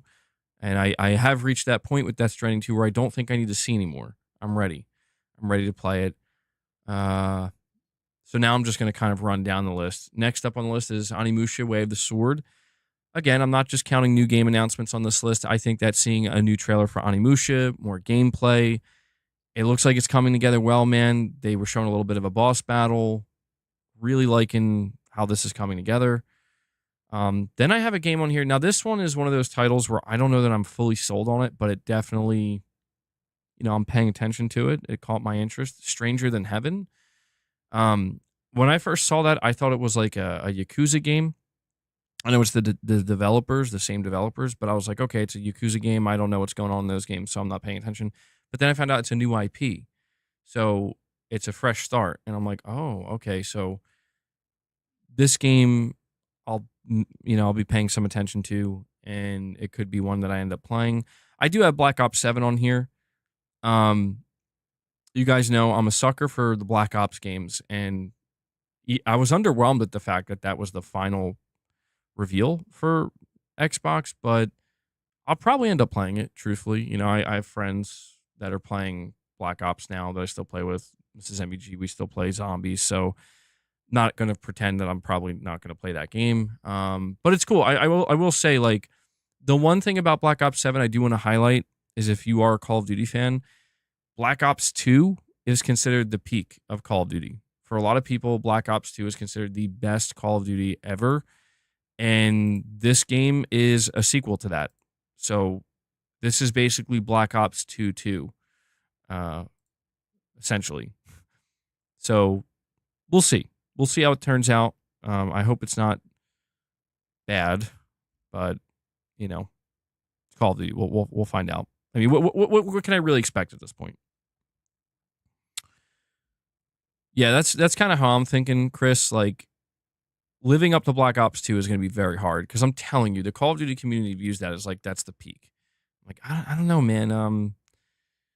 Doing a direct sequel to Black Ops 2, I think, is going to get a lot of people excited, but there is that very high level of expectation. I thought Black Ops 6 was okay.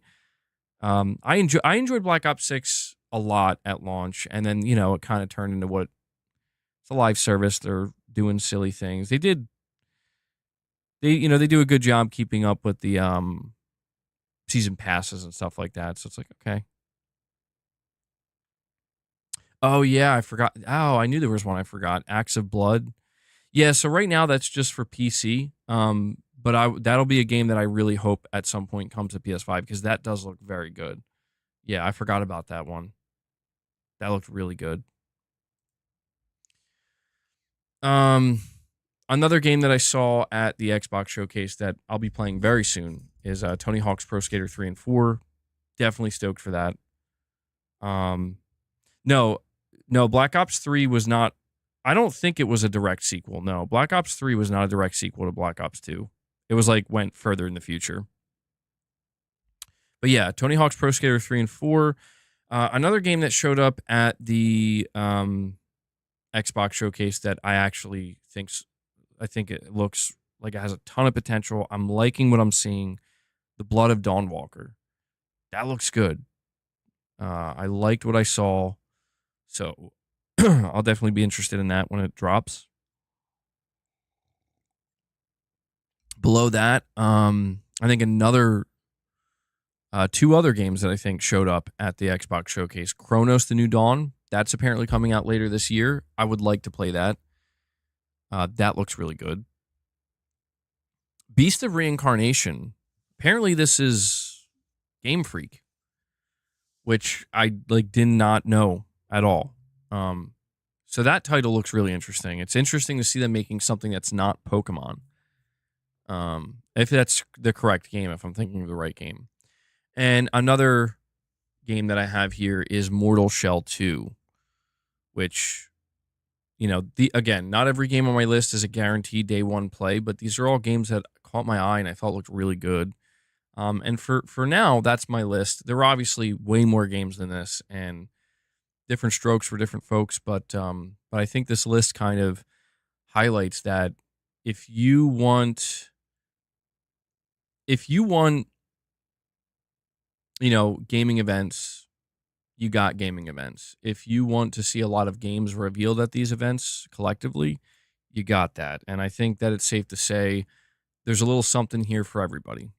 No, Outer Worlds 2, not doing it for me. To be honest, man, there's really as of right now, there's not many actual Xbox games. Well, I mean, there are Xbox games on here, like Black Ops 7. That's a Microsoft Studio game now. Tony Hawk's Pro Skater 3 and 4 is, these are Activision games, but, they're technically Microsoft games now. Clockwork Revolution looked interesting. Maybe I'll keep an eye on that one. It definitely has an interesting premise. But yeah, I don't know. The big game that I was waiting to see. So there were games that I wanted to see at the State of Play that didn't show up. I wanted to see Wolverine. I wanted to see. I mean, we did see Ghost of Yotei technically, but it was an announcement in an announcement, so I'm not going to count that. I wanted to see Wolverine. I wanted to see maybe a new, IP announcement. We didn't get any of that, and I don't have the final show closer on here for PlayStation, which is Marvel Token Fighting Souls. I couldn't put that on my list because I'm not saying I won't play it. Maybe I will. I might give it a shot, but I can't pretend that was you guys saw my reaction when I saw that announcement. I'm like, this isn't really speaking to me.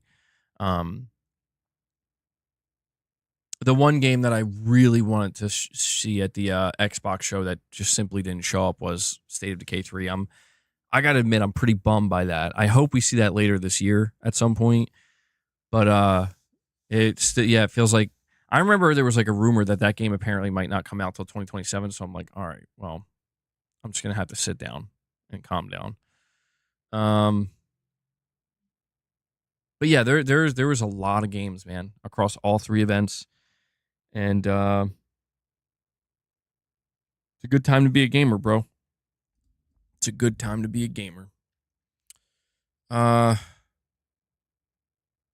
State of Decay 3 having trouble development. I mean, it's possible, yeah. I don't know though. My hope is that it's taken so long because it's really going to be an ambitious game. That's my hope. I don't know. I don't know if State of Decay 3 was rebooted. It wouldn't surprise me if it was at least once. I mean, it's been in development for a long time, dude. So, I just hope it's because they're trying to scope up. You know, I do want this game to be like the de facto zombie survival game. I really hope it comes to PlayStation. If it doesn't come to PlayStation, I'll go wherever it is to play it. It's one of my most anticipated games. It's just a shame that we haven't really seen much of it. Um, but yeah, man, I feel like there's still quite a few games. Well, you know what? I want to highlight this too. Talking about the Xbox showcase, when Phil Spencer was on stage, he was straight up like, he almost like just revealed the 2026 lineup of games, where he was like, yeah, next year we're going to have the return of a beloved series, which people are like, you're talking about Halo. He's like, we're going to have a new Forza. We're going to have Gears E Day. We're going to have Fable. And he just like straight up confirmed, like, yeah, these are all games that are coming out next year. And I was like really surprised that he like did that, where it's just no trailers, no nothing. Just like, yeah, these are games that are coming next year. So will be interesting to see if we see any more of those titles later this year. You know, when it comes to games that are MIA, the two games that were MIA, like I said, State of Decay 3, but Wolverine, really got to know what's going on with that game, man. Like, really, really, really got to know, like, what is going on with Wolverine? How have we not seen this yet? In any capacity except for the leak. Think that'd be a big lineup. You think a new console too? Yeah, I wonder if they'll announce it. They could announce the new console next year. I mean, there were rumors they were going to have a new console by 2026, but yeah, I'm not holding out hope for that Venom game, dude. I'm just starting to think that that's not a thing. I think that got canceled. I think maybe everything's just going into Wolverine and Spider-Man 3. I know some people are probably disappointed at that notion, but you know, I just don't really see how I could hold out much hope at this point, considering we haven't gotten anything. According to Reddit, Halo is apparently getting announced for PS5 very soon. Okay. Yeah, we've been hearing about that for a while. I would assume that's probably the Master Chief Collection, which would make sense. They do Forza, then Gears, then Halo. You hope Insomniac is doing well since the huge leak and Ted Price leaving. Yeah, there's been a lot going on behind the scenes with Insomniac for a couple years now. I don't know, man. I want to see Wolverine. I want to know. You think the 2026 Xbox was pushed to 2027? I'm starting to think that like maybe both next gen consoles are coming out in 2027. Yeah. So we still got time. I mean, that's still a ways away. Um, I mean, could they come out in 2028? Maybe. Maybe.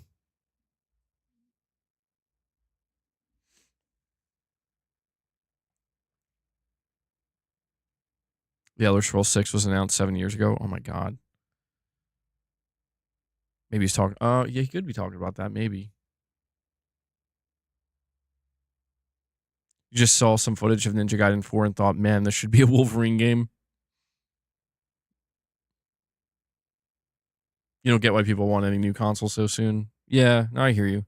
Michael, what's going on, man? Happy Tuesday, bro.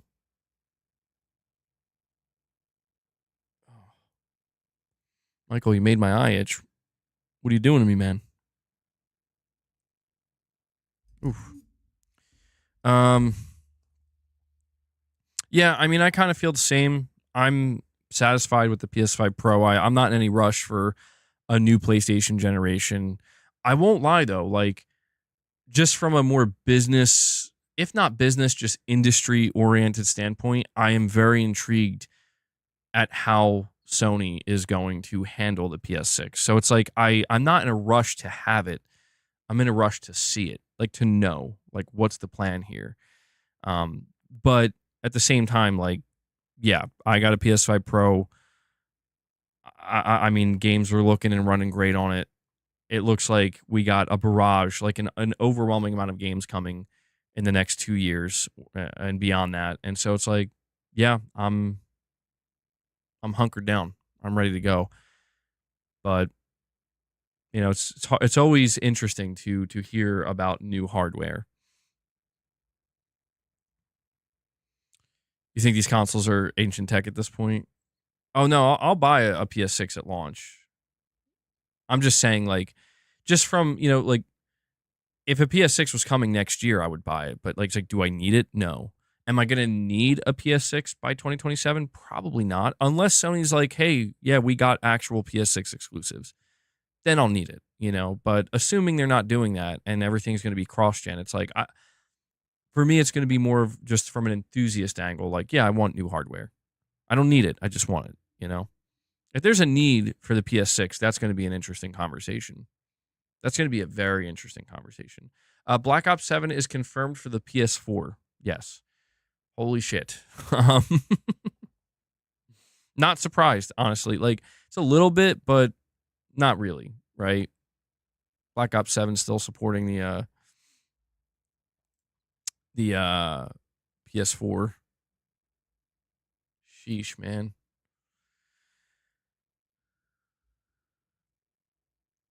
No PS6. No. Not for Black Ops 7. Not console warring, but did you see Greg Miller talking about how he now prefers to buy his games on the Xbox ecosystem due to the Play Anywhere rather than on PS5? No, I didn't. That's quite shocking for Greg Miller. He's a PlayStation dude, right? The Play Anywhere initiative for Microsoft is a good one. That's something that if Sony wants to take some pages out of their book, by all means, do it. Because, yeah, that's extremely convenient. That's the problem. Well, I don't know if it's a problem, but it's a limitation of Sony continuing to have somewhat of a closed ecosystem, where having that closed ecosystem does make it more difficult to implement features like that. And you can implement features like that, but you have to do it, again, in your own way, with your own space, your own hardware in your own space. And that's why I am curious to see what Sony does. We hear about a PS6, we hear about a new handheld, and I'm like, what's the play here? Is the play to continue to try to keep people in this ecosystem, in this, in the space, but, making it clear that there may be certain limitations, right? But I don't know. I guess if people are already invested, maybe they don't really mind those limitations as much. They're more tolerant of them, perhaps. So you, aka Mr. Hamster, saying Press X podcast. Wow, feels like 2020 again. I know, bro. I know. Yeah, I brought it back. I'm sticking with it this time. It's been working out. So glad to have you here, Mr. Hamster. Been here a long time, bro. Thank you for the super chat as well. Sony will never stop the double dip.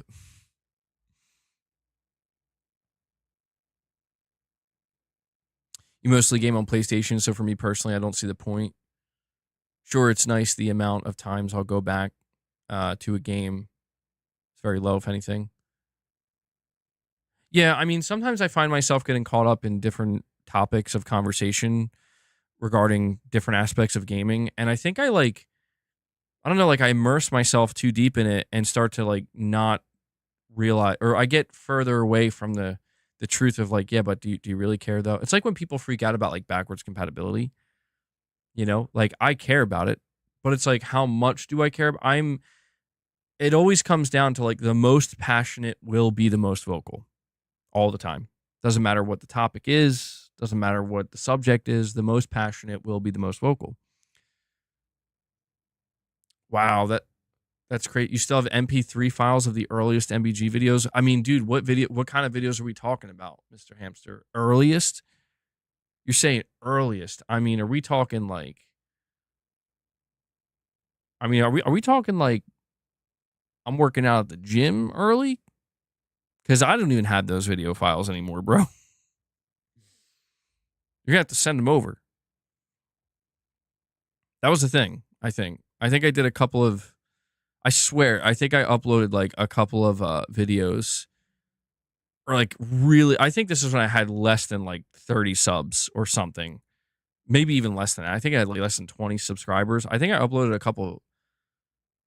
I just got real nervous, bro. I'm like, yeah, what? How early are we talking? How are we talking here? They weren't bad videos. They were just, I had hair. Yeah, I did have hair. I was still wearing a hat though. But I remember, dude, there was this one video I made, I remember specifically, where it was funny because I was like asking my friend, I was like, you got to take a picture of me. I got to use it as a thumbnail. And it was me trying to do like curls on like an easy curl bar to like, you know, got to make it look good. And that was the thing I did. Because at that point in my channel, I mean, I didn't really have a channel. I just started. It was like the first week or two. I don't know where that picture is. Yeah, I mean, I remember taking pictures for thumbnails, and I had the videos edited with like music and shit. This was literally within the first couple weeks of making my channel. Speaking of protein powder, I made a supplement video. This was before I even really talked about games on the channel, because I was like, I don't know, maybe I'll try to take a more fitness-oriented approach. So I genuinely wonder, like, for the people who were like the first 20 to 25 subscribers I got, I genuinely wonder if there's like any person still here that was like, yeah, dude, I remember when you uploaded that video of you working out at the gym. I'm still here somehow. Like, that would be crazy. Mr. Hamster could be that person though. Michael's like, not me, bro. So he says, nah, I mean the videos when you were still on Xbox, when your thumbnail was still green. The Crackdown 3 video is so funny. You yelling for 15 minutes. You know what's funny? You know what's funny about that? In your mind and in my mind, it seemed like I was yelling. I went back and reacted to that video like I think like a month or two ago, and I was like shocked. I was like, I don't really sound angry. I sound depressed. Like there was an earnestness in my voice, but I wasn't actually yelling. I was like speaking directly, but there was this kind of undertone of like, damn, bro, what did they do to you? What'd they do to you? You sound so defeated. Good times, man. Good times. Dude, Crackdown 3 was my panic moment, man. Because I was just like, you ever see the meme of that dude? It's like that older, bald, black dude where he's like in his house or something. He's like, oh, fuck. Oh, no. What the fuck? And he's like slamming his hands against the ceiling or whatever. I'm like, that was me at that moment. I like could not believe what was happening. I'm like, oh God, like the ship is sinking and I'm going down with it. Like what are they doing? To be fair though, to Microsoft's credit, is that the video? Hold on, Mister. I gotta look this up now. Fake TV broken prank guy. Let me.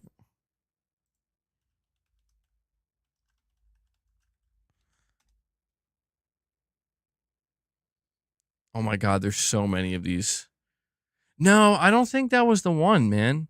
I don't know how to find the meme, or it's not, I don't know if it's a meme, but the clip of the guy freaking out. I don't know how to describe it, and I don't feel comfortable. Like, I don't want to like type in like angry bald old black man like yelling. Like that just feels weird. You know, I don't want to be typing that in on YouTube, but I think some of you know which one I'm talking about. It's so funny.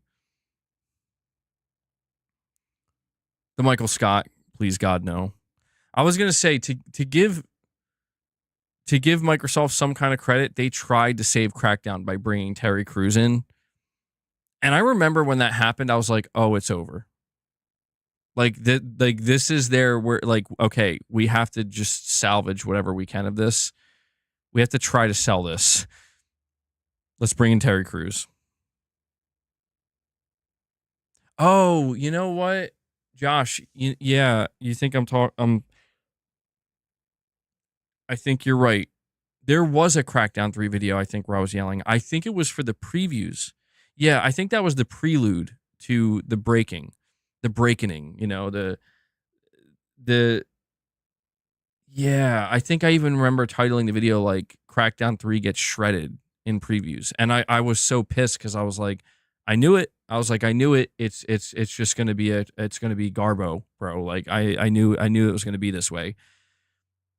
And maybe everybody else saw it, but I was like holding out some kind of hope, like, no, man, they know what they're doing. This game's been cooking. That may be the one. There's one time where you play Resident Evil 3 Remake and got tortured for a puzzle for 15 minutes. I remember that. Dude, that's why I stopped streaming games. Like, I'll never forget how, like, when I took everybody's advice in 2019, they were like, hey, man, why don't you try streaming Shadow of the Colossus? And I'm like, yeah, that game looks great. And I never did play it. Nobody told me, like, yeah, it's basically a puzzle game. Now, I know you're talking about RE3. I remember that one, but I'll never forget when, like, I would approach a new boss battle or, one of these big bosses in Shadow of the Colossus, and it was like, so figure it out. I'm like, what do you mean figured out? Like, I just got to fight the boss, right? It's like, no, every boss has kind of like, it's like a puzzle basically. You have to figure out how to attack them, how do you, and I remember I was like, I can't do this. I did have to refer to my chat. We got through it. We did get through it. I did beat that game on stream. It was torturous. Yeah, I was like cracking under pressure. I'm like, bro, I can't do this. Okay, like I can't think. There's a new director on Marathon. Did that news just come out? Yeah, good times, Mr. Hamster. Good times. Who knows what lies ahead? I feel like that's when things used to be fun, man. Now they just feel like people want to punch. Everybody wants to punch each other in the face and strangle each other, Maybe it was like that then. I just wasn't aware. I wasn't paying attention. How much do I need to donate for MBG to do a full video playing a puzzle game? Oh, man. Nothing. Like, that's one of those things where it's like, I would love to get a large sum of money. Obviously, who wouldn't? But to torture myself, I mean, to break my actual mind and my brain. I don't know if I don't think I'm very good at puzzles. It's like a 50-50 thing. There's some times where it's like, oh, I get it, and it clicks. And then there's other times where it's like, I'm missing the dumbest shit. It's like, how do you not know what to do? I tried playing Catherine, and I gave up. And the only reason, now that's not a game for me, okay? But I remember in the earlier days with me and Mrs. MBG, she liked that game, and she asked me to play it. And I did, and I was like, I never did beat it. I got pretty far, though, but I struggled with that game. Super Meat Boy. Play High on Life. I heard that's pretty good. Let's go check the news, though. New director for Julia Nardin becomes the new creative director on Bungie's Marathon. Okay. I wonder what that means. Though, like I guess I'm just like wondering, like what type of changes? Like, imagine, dude, this game is beyond cooked. Because like it just hit me like, bro, we are 3 months out from launch and they just switched directors. It's over. Like, you don't switch directors 3 months from now. Maybe it'll get delayed, but still, that's bad. That's such a bad. Yeah, this game is in serious trouble. There's never been a successful launch when there's a director shakeup. Yeah, it's not looking good, man.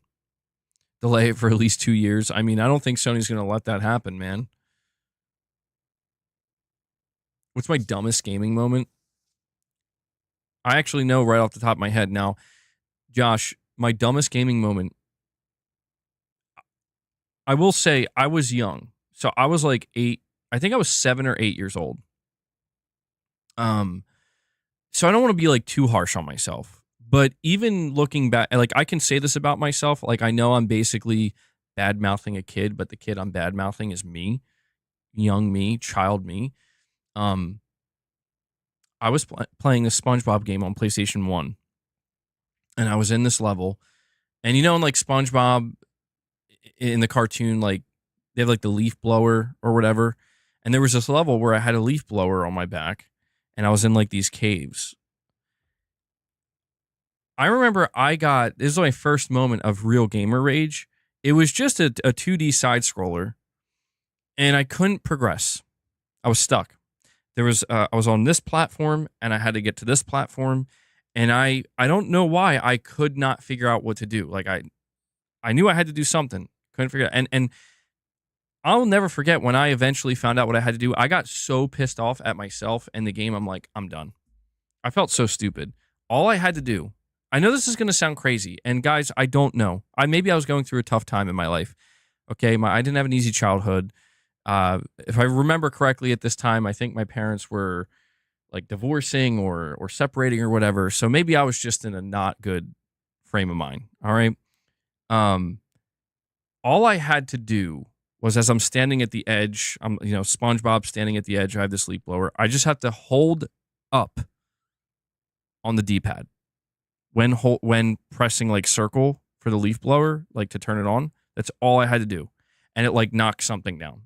And I'm telling you, I spent days and days and days just standing there every day, like trying to figure out like what the do I do? I've tried everything. It's like, no, you didn't. You definitely didn't try everything. You didn't try one of the most obvious things. And I will never forget how I could not believe when I found out that that's what I had to do. I don't think I've ever felt dumber playing a video game, bro. So I was young, so it's like I kind of have that safety net. Well, you were young and dumb, you're a dumb kid. I didn't have an easy childhood. So I was sitting there playing SpongeBob. No, I just mean like, not like, oh, I had such a rough, brutal childhood. I just mean like things, chaos going on around me, right? With the family. But shout out to that SpongeBob game. It was a PS1 game. Never did beat it. I think I just got so pissed off after I figured that out. I'm like, I'm not playing this shit anymore. SpongeBob SquarePants Super Sponge is the game we're talking about. There you go. Wes knows. Wes played it. He knows. I'm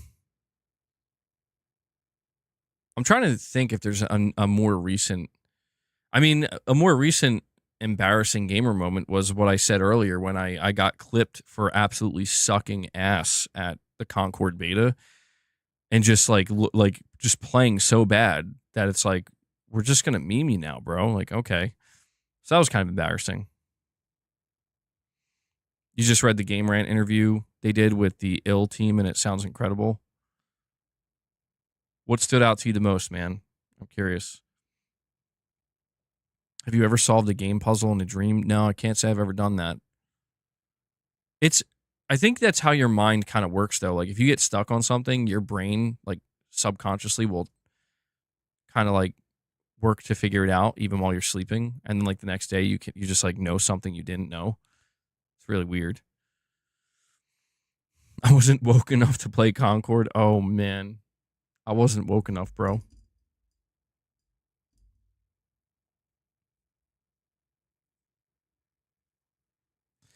I'm really trying to think if there's a dumber gamer moment, man. I know there has to be one even dumber than that. Maybe not though. I don't know. That I don't think it gets any dumber than that. I wonder if there's anything close to that level. I remember like growing up playing a lot of like PS1 games. I would just get very frustrated. Like I was not good at video games growing up. Like I really struggled. I don't know why. I gravitated towards simplicity, growing up playing games. Maybe I still am like that today a little bit. But I remember like playing Metal Gear Solid 2. That was like a game that pushed me a little bit to like figure it out, bro. Like if you're stuck on something, figure it the hell out. And maybe you could make the argument that there were games. You know what game I remember playing? And maybe it's just I was playing bad games. I don't know. Do you guys remember that PlayStation 1 game, The Simpsons Wrestling? I was watching a countdown video of like the worst games of all time, and that game made the list, and I'm like, oh my God, I played that. And I remember thinking, like, I don't know. I don't know if I had a conscious thought, like, this is a bad game. I just remember thinking, like, this is Okay, well this is yep, that's Simpsons wrestling, I guess. Apparently it's awful. It's funny how your gaming IQ goes down if people watch you. My IQ in general goes down if anybody's near me, let alone watching me. Blasto. Oh yeah, Blasto with Phil Hartman. Rip, bro. Damn. Crazy shit. Yeah. That's wild. When I think of Phil Hartman, I think of him in Jingle All the Way, because I watch that every year with the family at Christmas.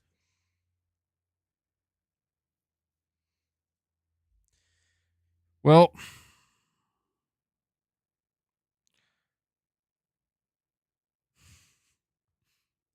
I hear it. I hear it. I hear the voice, man. I hear the voice.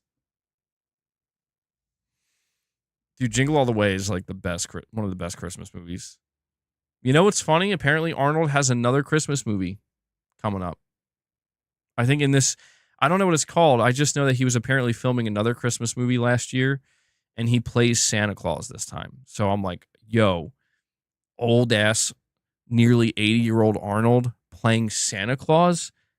Yo, I'm in. I don't even care. I'm sold. I don't need to see this movie to know how great it's going to be. We got a straight up banger coming our way.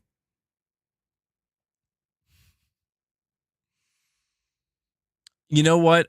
Yeah, I found out last year that they made a Jingle All the Way too, and I'm like, no, that doesn't exist. I don't want to hear about it. I'm not going to watch it. It's not real. It's not real. Oh, I want to talk to you guys about something real quick, because I was talking to Mrs. MBG about this earlier. I watched this video last night, and it was kind of talking about the Mandela effect. And one of the things that they were talking about had to do with Star Wars, and how C3PO, his leg, like the from the knee down, his like left leg or whatever from the knee down was like silver. And apparently it was always silver. And for a lot of people, they're like, that's not true. His leg was like, he was all gold. He never had a silver leg. And then like if you go back and watch the original movies, it's like now it's like, yeah, no, he had a silver leg the whole time. And it's like one of those things where it's either a large group of people just never noticed that he had a silver leg somehow, or yeah, like we've slipped into some kind of alternate timeline where it's like in this timeline he had a silver leg. I don't know, it freaked me out a little bit, because I'm like, no, it wasn't like photoshopped. I mean, it's like one of these things where if you go back and watch the original movies, like it's there. Like, yeah, no, dude, it's been like this the whole time. And it's like, what? It's a conspiracy. It freaked me out a little bit, because I'm like, I don't remember C3PO having a silver leg. I'll be honest. Like, I do not. Now, but at the same time, like, I don't. If you told me it was always that way and you just didn't pay close enough attention, I would believe you. It was definitely always silver. Yeah, I wonder about that. Like when people, it's like the collective consciousness where like the Mandela effect, it's not what people think it is. Like people think that we're like slipping into different timelines and shit. It's like, no, it's just a large enough group of people misremembering something. Like thinking of just not, I don't know, because like apparently there were action figures of C3PO where they didn't have the silver leg. And you think like, well, how many young kids grew up with a C3PO action figure that didn't have the silver leg? And so they just assume that like, yeah, it's not real. Han Solo has a golden tooth. Whoa, nah, that's not true. I don't know. I find the Mandela effect really fascinating, because it's like, I don't know if it just says something. I watched another interesting video last night about how there's like this theory. I don't know what they call it. I don't know if the theory has a name, but it was describing how basically nothing has changed since 1999. Like nothing has changed. Like if you look back to the decades, like the 40s, the 50s, the 60s, the 70s, the 80s, 90s, they all have very distinct feel, very distinct sense of style, just a distinct personality. Everything about it is distinct and unique and stands out. And pretty much ever since 1999, like everything has kind of stayed mostly the same. I don't know. It's interesting stuff. Maybe we're just bored. I don't know. Maybe we have too much time to think.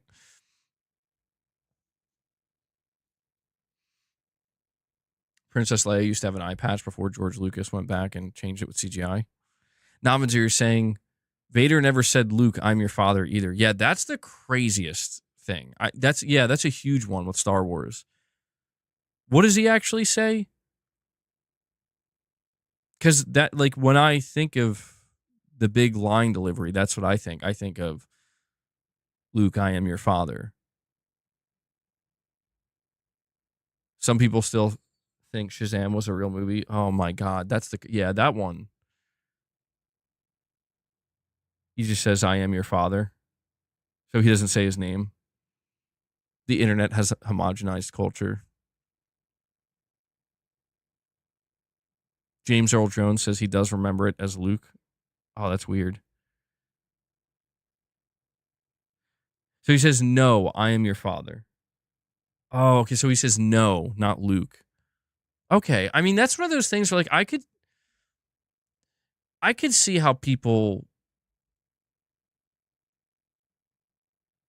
I almost wonder if this is one of those things where, like, people just decided to change it to Luke when they talk about it. Like, when we talk about it, it's like, Luke, I am your father. So people know what you're referencing. If you just say, no, I am your father, I think most people would still know what you're referencing, but I don't know. I'm just theorizing here. Prince, you think PlayStation's next handheld's going to smash the Switch too? Well, guys, it's time to go back into the console war. All right. I know yesterday I said we were done with the console war, but took a 24-hour break. It's time to get. I'm just kidding. But I did want to bring this up because you're talking about the Switch 2. You're talking about so soon, right? Really quick before we move on. Yeah, I agree with that. How fallible people's memories are. I feel like our memories are, like, extremely malleable and just. I guess what I'm trying to say is, like, I don't know how reliable our memories really are. I think our brain and our mind warps them and changes them. And that creeps me out a little bit. Because it's like, when you think you remember something, how much of it is true? How much of it is real and what actually happened versus what your mind is just making up, or what your mind is choosing to fill in the blanks with? It's kind of creepy. Yeah, filling in the gaps. Luckily for me, I just don't. My brain works in the way it basically just blocks most things out. I can hardly remember most things. So, survival mechanism, I don't know. But anyway, I did want to ask you guys. So, speaking of handhelds, I'm seeing a lot of conversation floating around about the Xbox handheld, and I'm still kind of confused by this thing. I'm not gonna lie. I don't, like. I guess what I'm saying is, like, I don't understand what is the play with this Xbox handheld, because the thing that you guys mentioned yesterday that caught me off guard that I wasn't aware of is it can't play native it can't play, like, native Xbox games. And I don't know why, when I was watching the trailer for it and it being revealed, like, I just didn't realize that. I was like, "Oh. Wait, what? You're saying it can?" Wait. It can. Okay, so maybe I was misinformed here.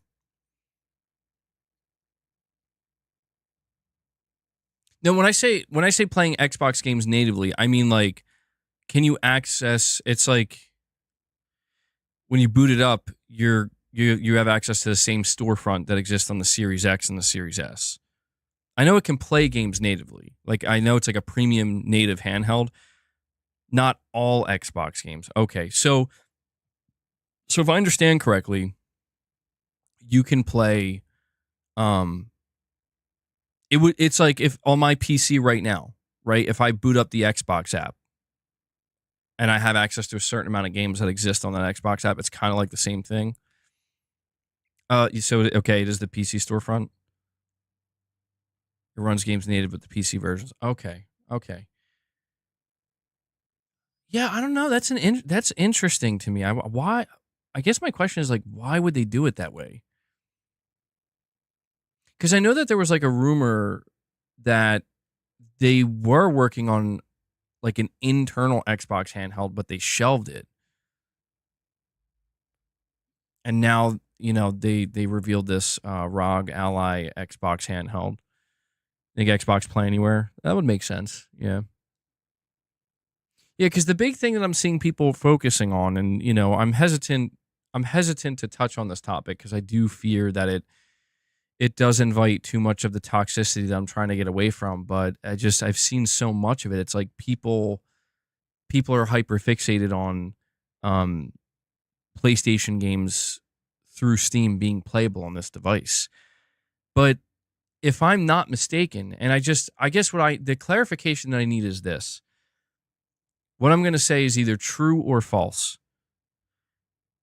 The statement I'll make is if I understand what this device actually is and what it's offering and what it does, this is a true or false statement. What this new ROG Ally Xbox handheld is already exists right now on the market.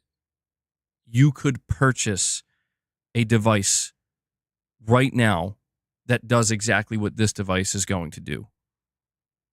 Is that correct or incorrect? Because okay. Well, I don't. Hold on.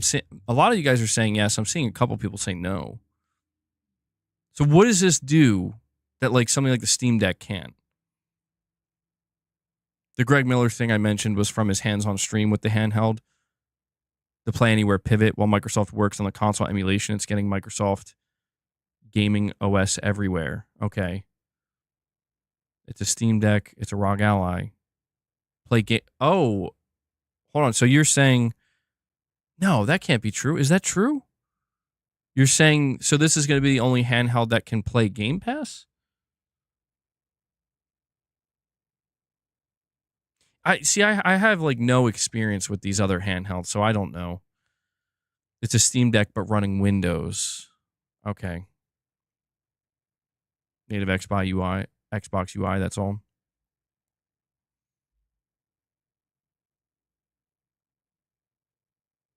Yeah, I don't know. I'm a little bit confused about it. I might have to look into it further. I don't know because it's not something I'm going to end up buying, but I'm just trying to understand like what, because I've been seeing a lot of different takes on this handheld, and it seems like, from what I can tell, I'm seeing people saying that this is going to be like a breakthrough, like this is going to be huge, and I've been seeing other people basically saying like this is going to be like this is like not like this ain't it, chief. I'm seeing basically those reactions. It runs every PC launcher. Okay. I should get one and review it. If not, I can send you one to do a video on. That'd be interesting. I mean, like, so what I'm honestly trying to figure out here, and, I guess I'll just kind of get to the meat and potatoes of what I'm trying to figure out. I am seeing certain people, certain groups of people celebrating like we have PlayStation games now. And the only thing that I'm confused by is like, but I thought you already did. Like that's why I'm so confused where I'm like, I thought that, like, what is new here about like in terms of like how PlayStation fits in with this? Like, what is new here? Like, where is the big, like, is that it? It's because it's technically on an Xbox device. Like, it's just literally because the Xbox logo is on the device and it's using the buttons. Okay. Okay. Well, I guess that's fair. Cause like the shit that I've been reading, I'm like, yo, did I miss something? The Xbox operating system. Well, hold on. Is it so but it's Windows, right? Or does it have a custom OS?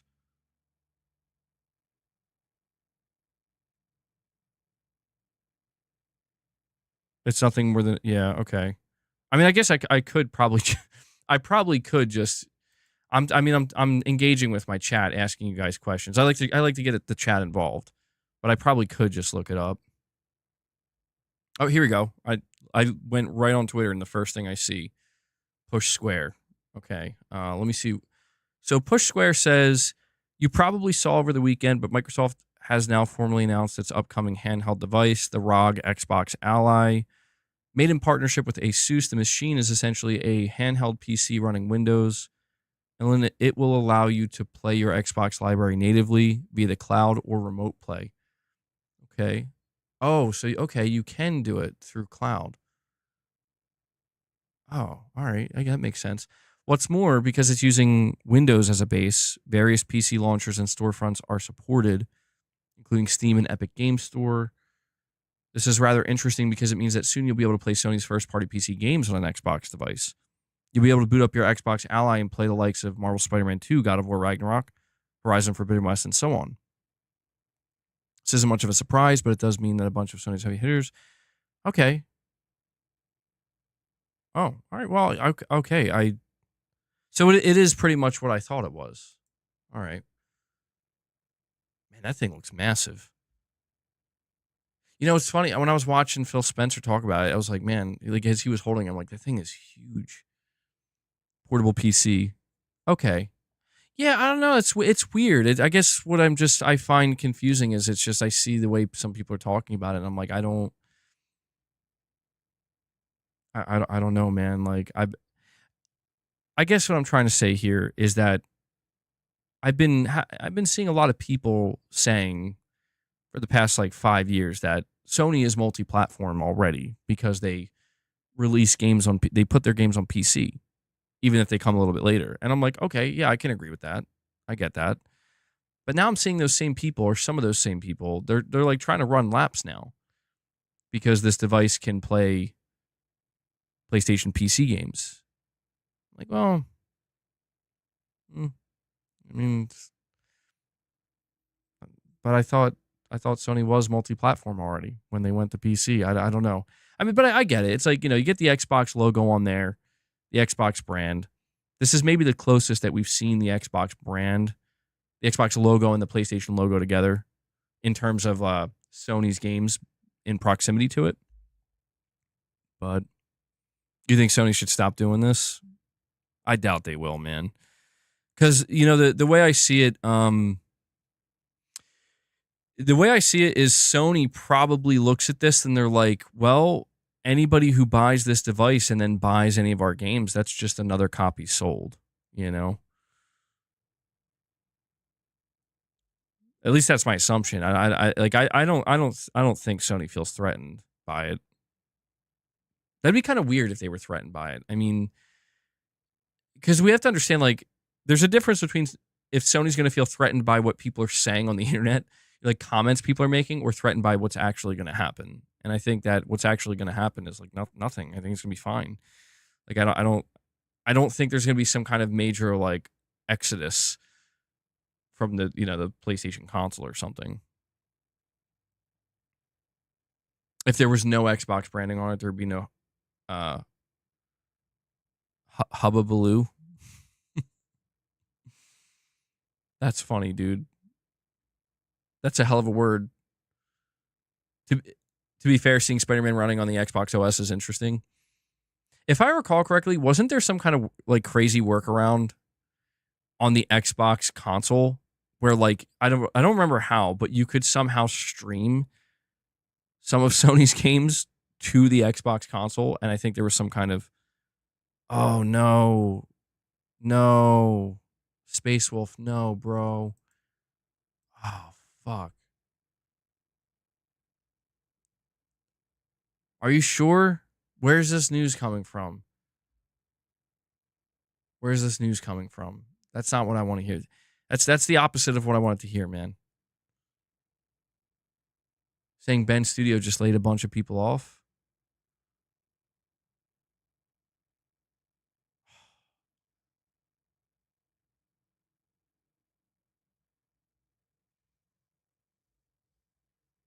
I haven't played Mind's Eye, Petrov.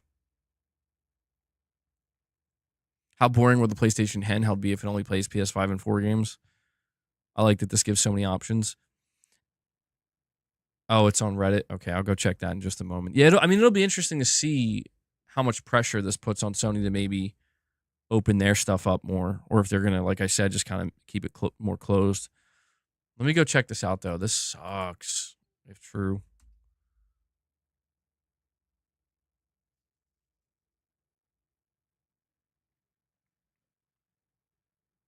Fuck. Okay, it's a Jason Schreier report. So let me go see what he's saying. Jason Schreier is reporting Sony's Bend Studio, which canceled a live service game earlier this year, is laying off 30% of its staff today, around 40 people, Bloomberg News has learned. The studio has been spinning up a new project following the cancellation. Okay. All right, well, there's a silver lining.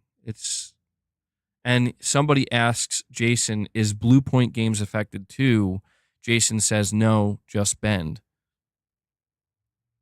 So it's really unfortunate to hear about the layoffs, but the silver lining is okay. They're gonna make another game. They're not being shut down. They're not in danger of being shut down. They're being given the opportunity.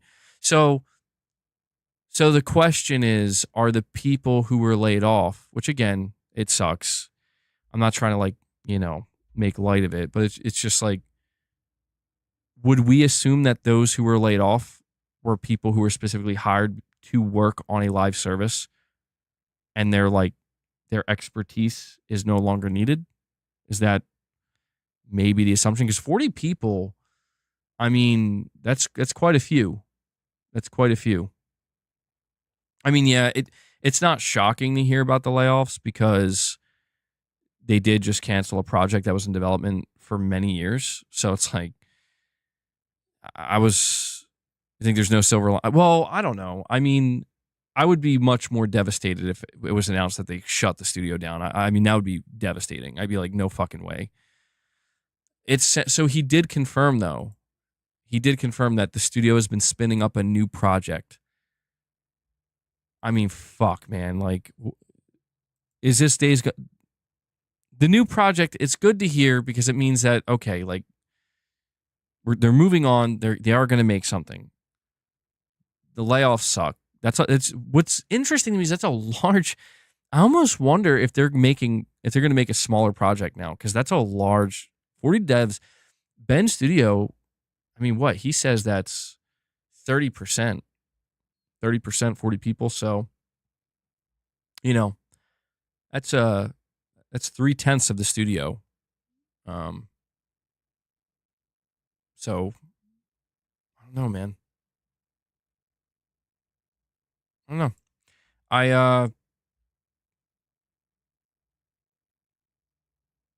I'm just dying to know what this new game is they're spooling up. Dude, come on, it's got to be Days Gone 2. Fuck.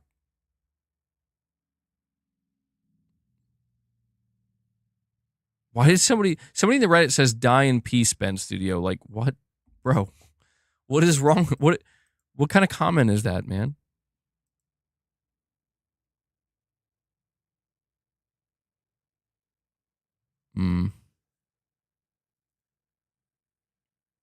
No layoffs for Blue Point, though, which is interesting.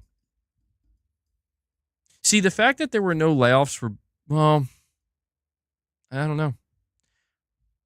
I'm just glad the studio isn't getting shut down, man.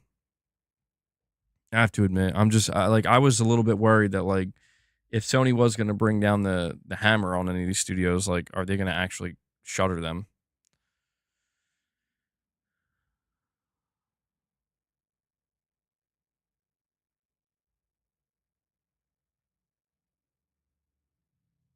Days Gone is such a fitting name for this situation.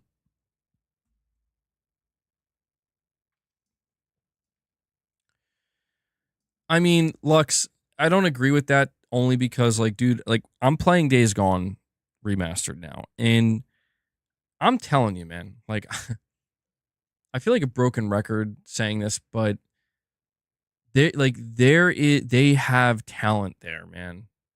Days Gone is not perfect. Even playing the remaster, I can identify some of the issues and some of the reasons why people probably weren't so hot on it, but bigger picture thinking, like I don't know that they need to make a Days Gone 2. I think they should. I mean, it would be to me that's the easiest win cuz when I play Days Gone, I'm like this universe is great, dude. And I'm playing the story again, and I'm not spoiling anything, but they leave it. I know what it's leading up to, and there's going to be they hint multiple times in the game of like something else is going to happen, and they never show it. Or they like they're hinting at like there's more here. This is just the beginning. I just think the foundation is there, and I understand that the two main directors of the game are no longer there, but I still believe they could do something, you know? But the point is, like, they're talented, man. Like, it's a good game. It's a really good game, in my opinion. I love Days Gone. Maybe it's one of those games where like I just love it way more than most people, but I just feel like if they could tighten things up a little bit, right? If they were to make a sequel, because I do like playing it a second time around. I do think that one of the reasons why I think so many people were like, I don't know about Days Gone, is it does drag a bit, especially in the beginning, and it really the game works really hard to try to save the best for last, which I get why they do that, but you also got to make sure people are not going to fall off. And I think there's just too many people who probably gave up on Days Gone too soon. Um, but yeah, man, I don't know. I don't know what Ben's gonna do next. I'm a little bit sad. I'm a little bit sad that all this time has went by. I'm replaying this game, and I feel like we should have been playing Days Gone 2 by now. And instead, we're hearing about layoffs, and it's pretty clear if they're just spooling up their next game now, yeah, that's a PS6 game. You think it has to be Days Gone 2? They can't bet on another new failed IP. Lux, you gave up on it after a couple of hours, and I think a few people did. They also don't make Deacon St. John the most likable character in the beginning. He's kind of an asshole, and he seems crazy, but he grows on you, and you learn more about him. Uh, yeah, the idea of them not doing Days Gone 2, you know, doing something brand new, risking failure. There's no denying that new IP is super risky. So they have two options: either go with an established IP or do a new IP. If they want to go with an established IP, they could do Siphon Filter, but I mean, what does that even look like now? Here's the thing. Here's the thing that would blow my mind is like, I think Ben Studio is not only under the pressure of like, okay, you got to start over, and you can't afford failure this time. You have all the assets of Days Gone 2 sitting there, like, or sorry, of Days Gone 1. Like again, the foundation is there. A lot of the work was already done. I'm not saying just copy and paste Days Gone 1 and just add features and call it Days Gone 2, but I'm just saying, like, generally speaking, the foundation of what that game will be is there. I do think that's the safest route. I do. Your biggest issue is how low his voice is when riding the bike.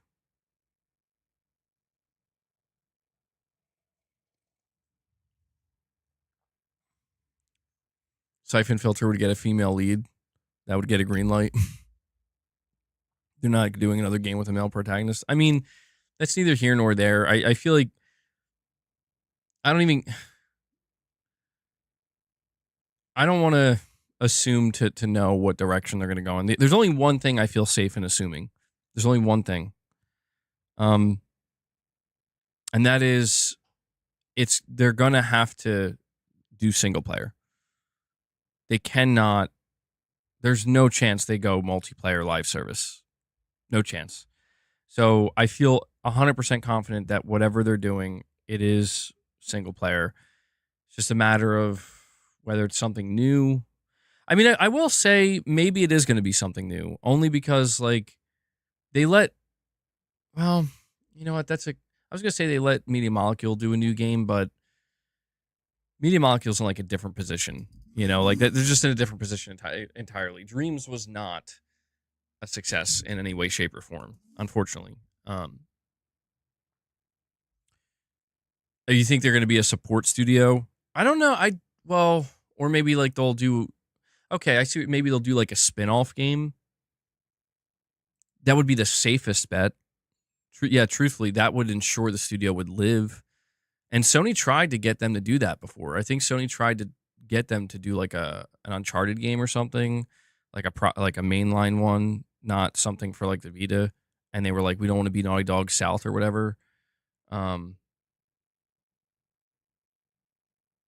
I hope Jason Schreier can give us new info or more info. Because he's obviously a reliable source. He said that they're spooling up their new game now, so I hope he can give us some kind of detail on that. That's a shame.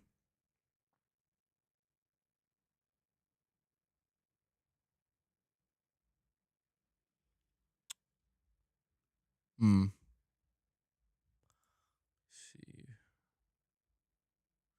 Hideo Kojima says Death Stranding 2 would have released in 2023 if it wasn't for the pandemic. I believe him.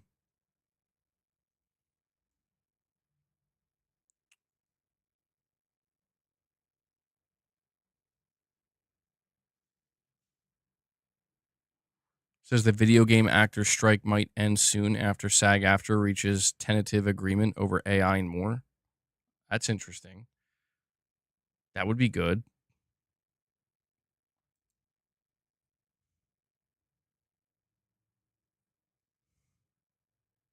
Somebody says, so I think this, in regards to the Ben Studio, I think this just confirms that regardless of its quality, Days Gone is a cursed game.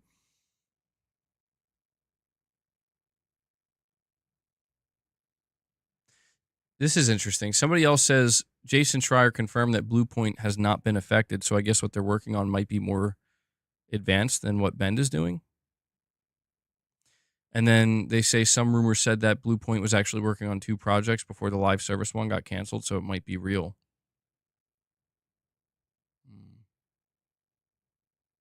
That would explain maybe why they didn't have any layoffs. Damn. You know, a lot of people blaming Jim Ryan for the live service disaster. Yeah, it sucks.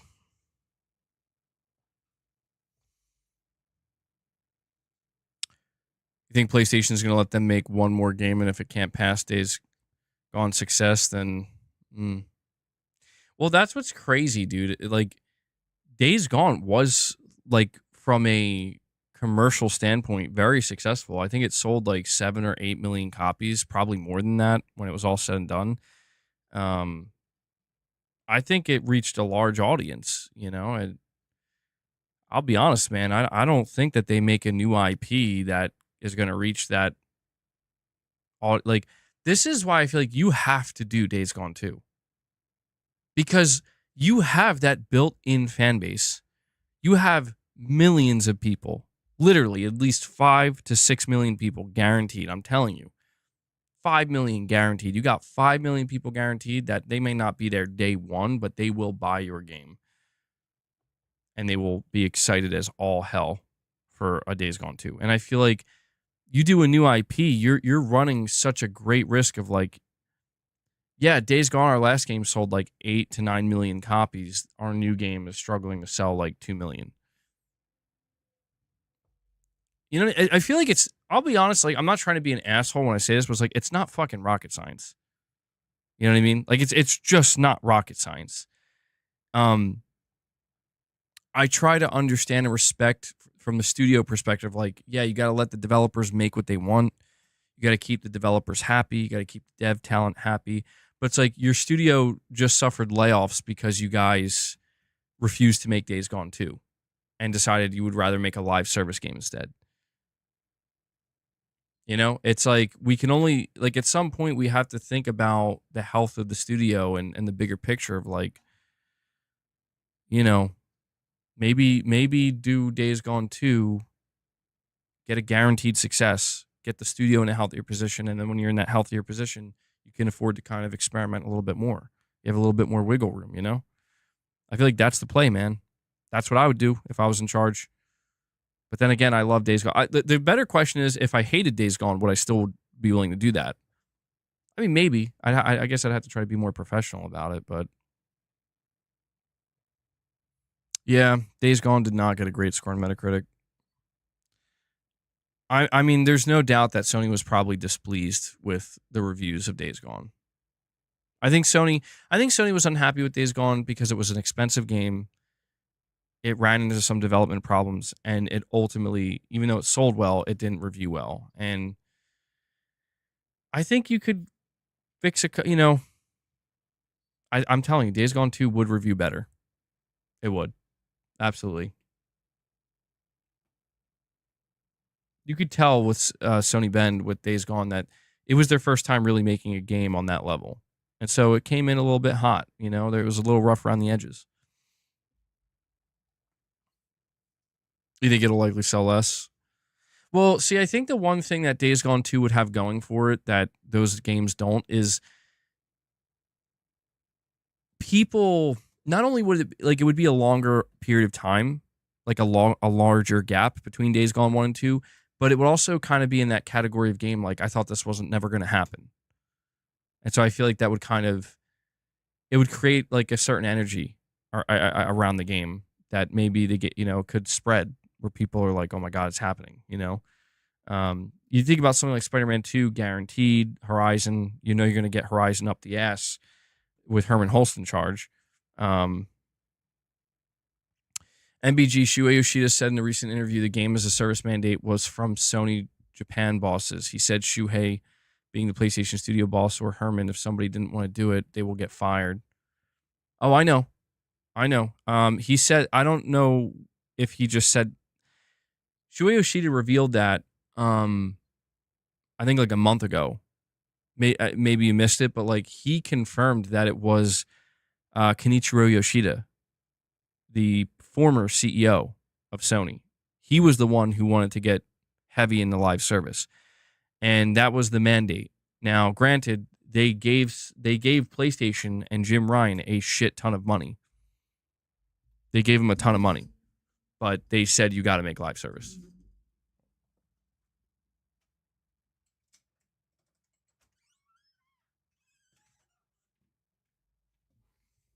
You want some treats? I know we didn't hit 20. Guys, if you want to drop some membership gifts, feel free to do so now because we're going to be wrapping the stream up in a couple minutes. Oh, okay. I guess Leia is first up. All right. Herman pitched 15 sequels to Horizon, every single one approved.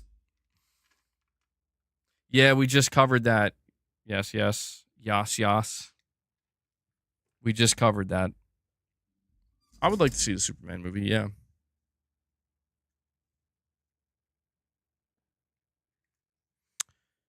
Yeah. The reason why I think Sony is a lot less likely to go crazy with live service in the future is because Hiroki Totoki just watched Kenichiro Yoshida lose his spot as Sony CEO because he fucked up the live service push so bad. So Hiroki Totoki is much less likely to do the exact same thing. Doesn't mean they're giving up completely on live service, but Diddy versus Boss the Cat. Just bought an early screening for Superman about an hour ago. Nice. Nice, man. Jeez, Leia, you were hungry. She just scarfed down those treats. Oh, okay. Luna was like, oh, holy shit, I didn't know you were still up there. All right, Leia. It's Luna's turn. Boss, stop chewing my wires. You're not going to get shit, bro. All right, guys, we need 15 more members. Who's going to do it? Digital dude, I know you got it. Making me read all your Diddy posts. All right, Leia, get down. Thank you. You actually listen. All right, come on, Luna.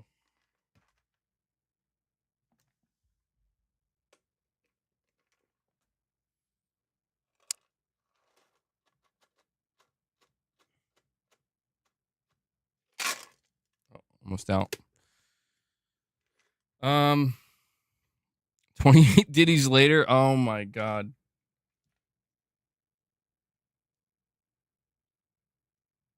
Okay, all right. She doesn't like when I pet her ears when she's eating. Okay. 28 Diddy's later. Do you sense that Kojima's worried about Death Stranding 2 sales? Not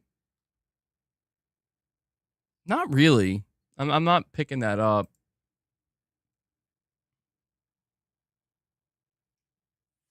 When everything I sense from Kojima is that he's ready to move on from Death Stranding. Like honestly, that's what I pick up from Kojima. I think he's ready to move on. He did one. I think he did two. I'm not saying he didn't want to do two, but like when he says that the game was supposed to be out 2 years ago, I actually believe him. I think he's eager to move on to Fizzant. I think he wants to wrap up whatever he's doing with OD, and I think he wants to finish all this so he can go direct a movie. I think he has other things he wants to move on to. So that's my general feel. What is OD? That's the Microsoft funded Kojima Productions game. Is the pro frame rate difference night and day compared to the slim? No, the frame rate is usually the same across both, but sometimes the visual, if not a night and day difference, a significant one. Yeah. He straight up said like if there's going to be a Death Stranding 3, he's not going to be making it. I thought the Death Stranding 2 demo I thought looked awesome. I saw somebody left a comment on my stream yesterday where they weren't being rude, which I appreciate. They were just saying like, were we watching the same stream? That looked kind of boring and I guess maybe it's just because I understand what Death Stranding is as a game. Like if you watch the boss battle gameplay, Death Stranding is not a combat first game. You know, like it's not built like you're not supposed to feel like this is, you know, top tier like S plus plus tier action. So when I watched that, I'm like, yeah, the shooting mechanic. Whoa, hey, the shooting mechanics, you know, the combat that we're seeing against the boss battle, it was just like Death Stranding 1, you know, but prettier. And I'm like, okay, yeah, I enjoyed the boss battles in Death Stranding 1. They're not like the most mechanically engaging. You know, you can make it a little bit more complicated depending on how many different gadgets and throwables and stuff you want to use against whatever boss you're fighting. But I guess what I'm trying to say is like I understand why some people saw that and they're like, oh, you know, it looks okay from, you know, combat perspective. Yo. Oh my god. Okay. Luna's like, yo. Luna, you good?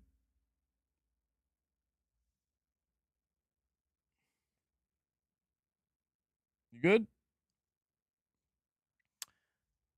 Piss bombs. Yeah, there you go. All right, guys. I think this will be a good place to wrap up the stream. No, I did not play Saints Row the Third. Digital dude. I think this will be a good spot to wrap up the stream, though. Nearly hitting the 3-hour mark. I did cover the list of games that I thought were, highlights or stand out for me. Games I'm looking forward to from the past 3 events. But yeah. So guys, again, if you are a member or if you got gifted a membership, we did a members lounge yesterday. You can go check that out. We did talk about that, Cyrilidin.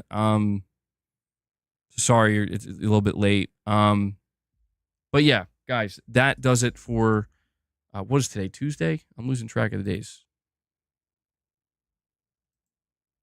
Oh, okay. So I want to thank everybody for tuning in. Thank you for hanging out with me. Shout out to anybody who watches the stream later on. Also want to give a shout out to anybody who dropped any support, any membership gifts, any super chats, any direct donations. I can only do what I do here because you guys make it possible. So thank you so much. And also want to give a shout out to Devil Shooter, who does the timestamps for the stream. So if you see him in the comments, show him some love and give him some thanks. And man, Digital Dude, you're freaking me out, bro. All right, guys, please enjoy the rest of your day. We should be back here tomorrow with some more content. Oh, God. Okay. And I'm going to end the stream now because it's getting crazy in here. So, all right. Hit the like button on your way out, and I will catch you guys in the next one. Till then, take care, everyone.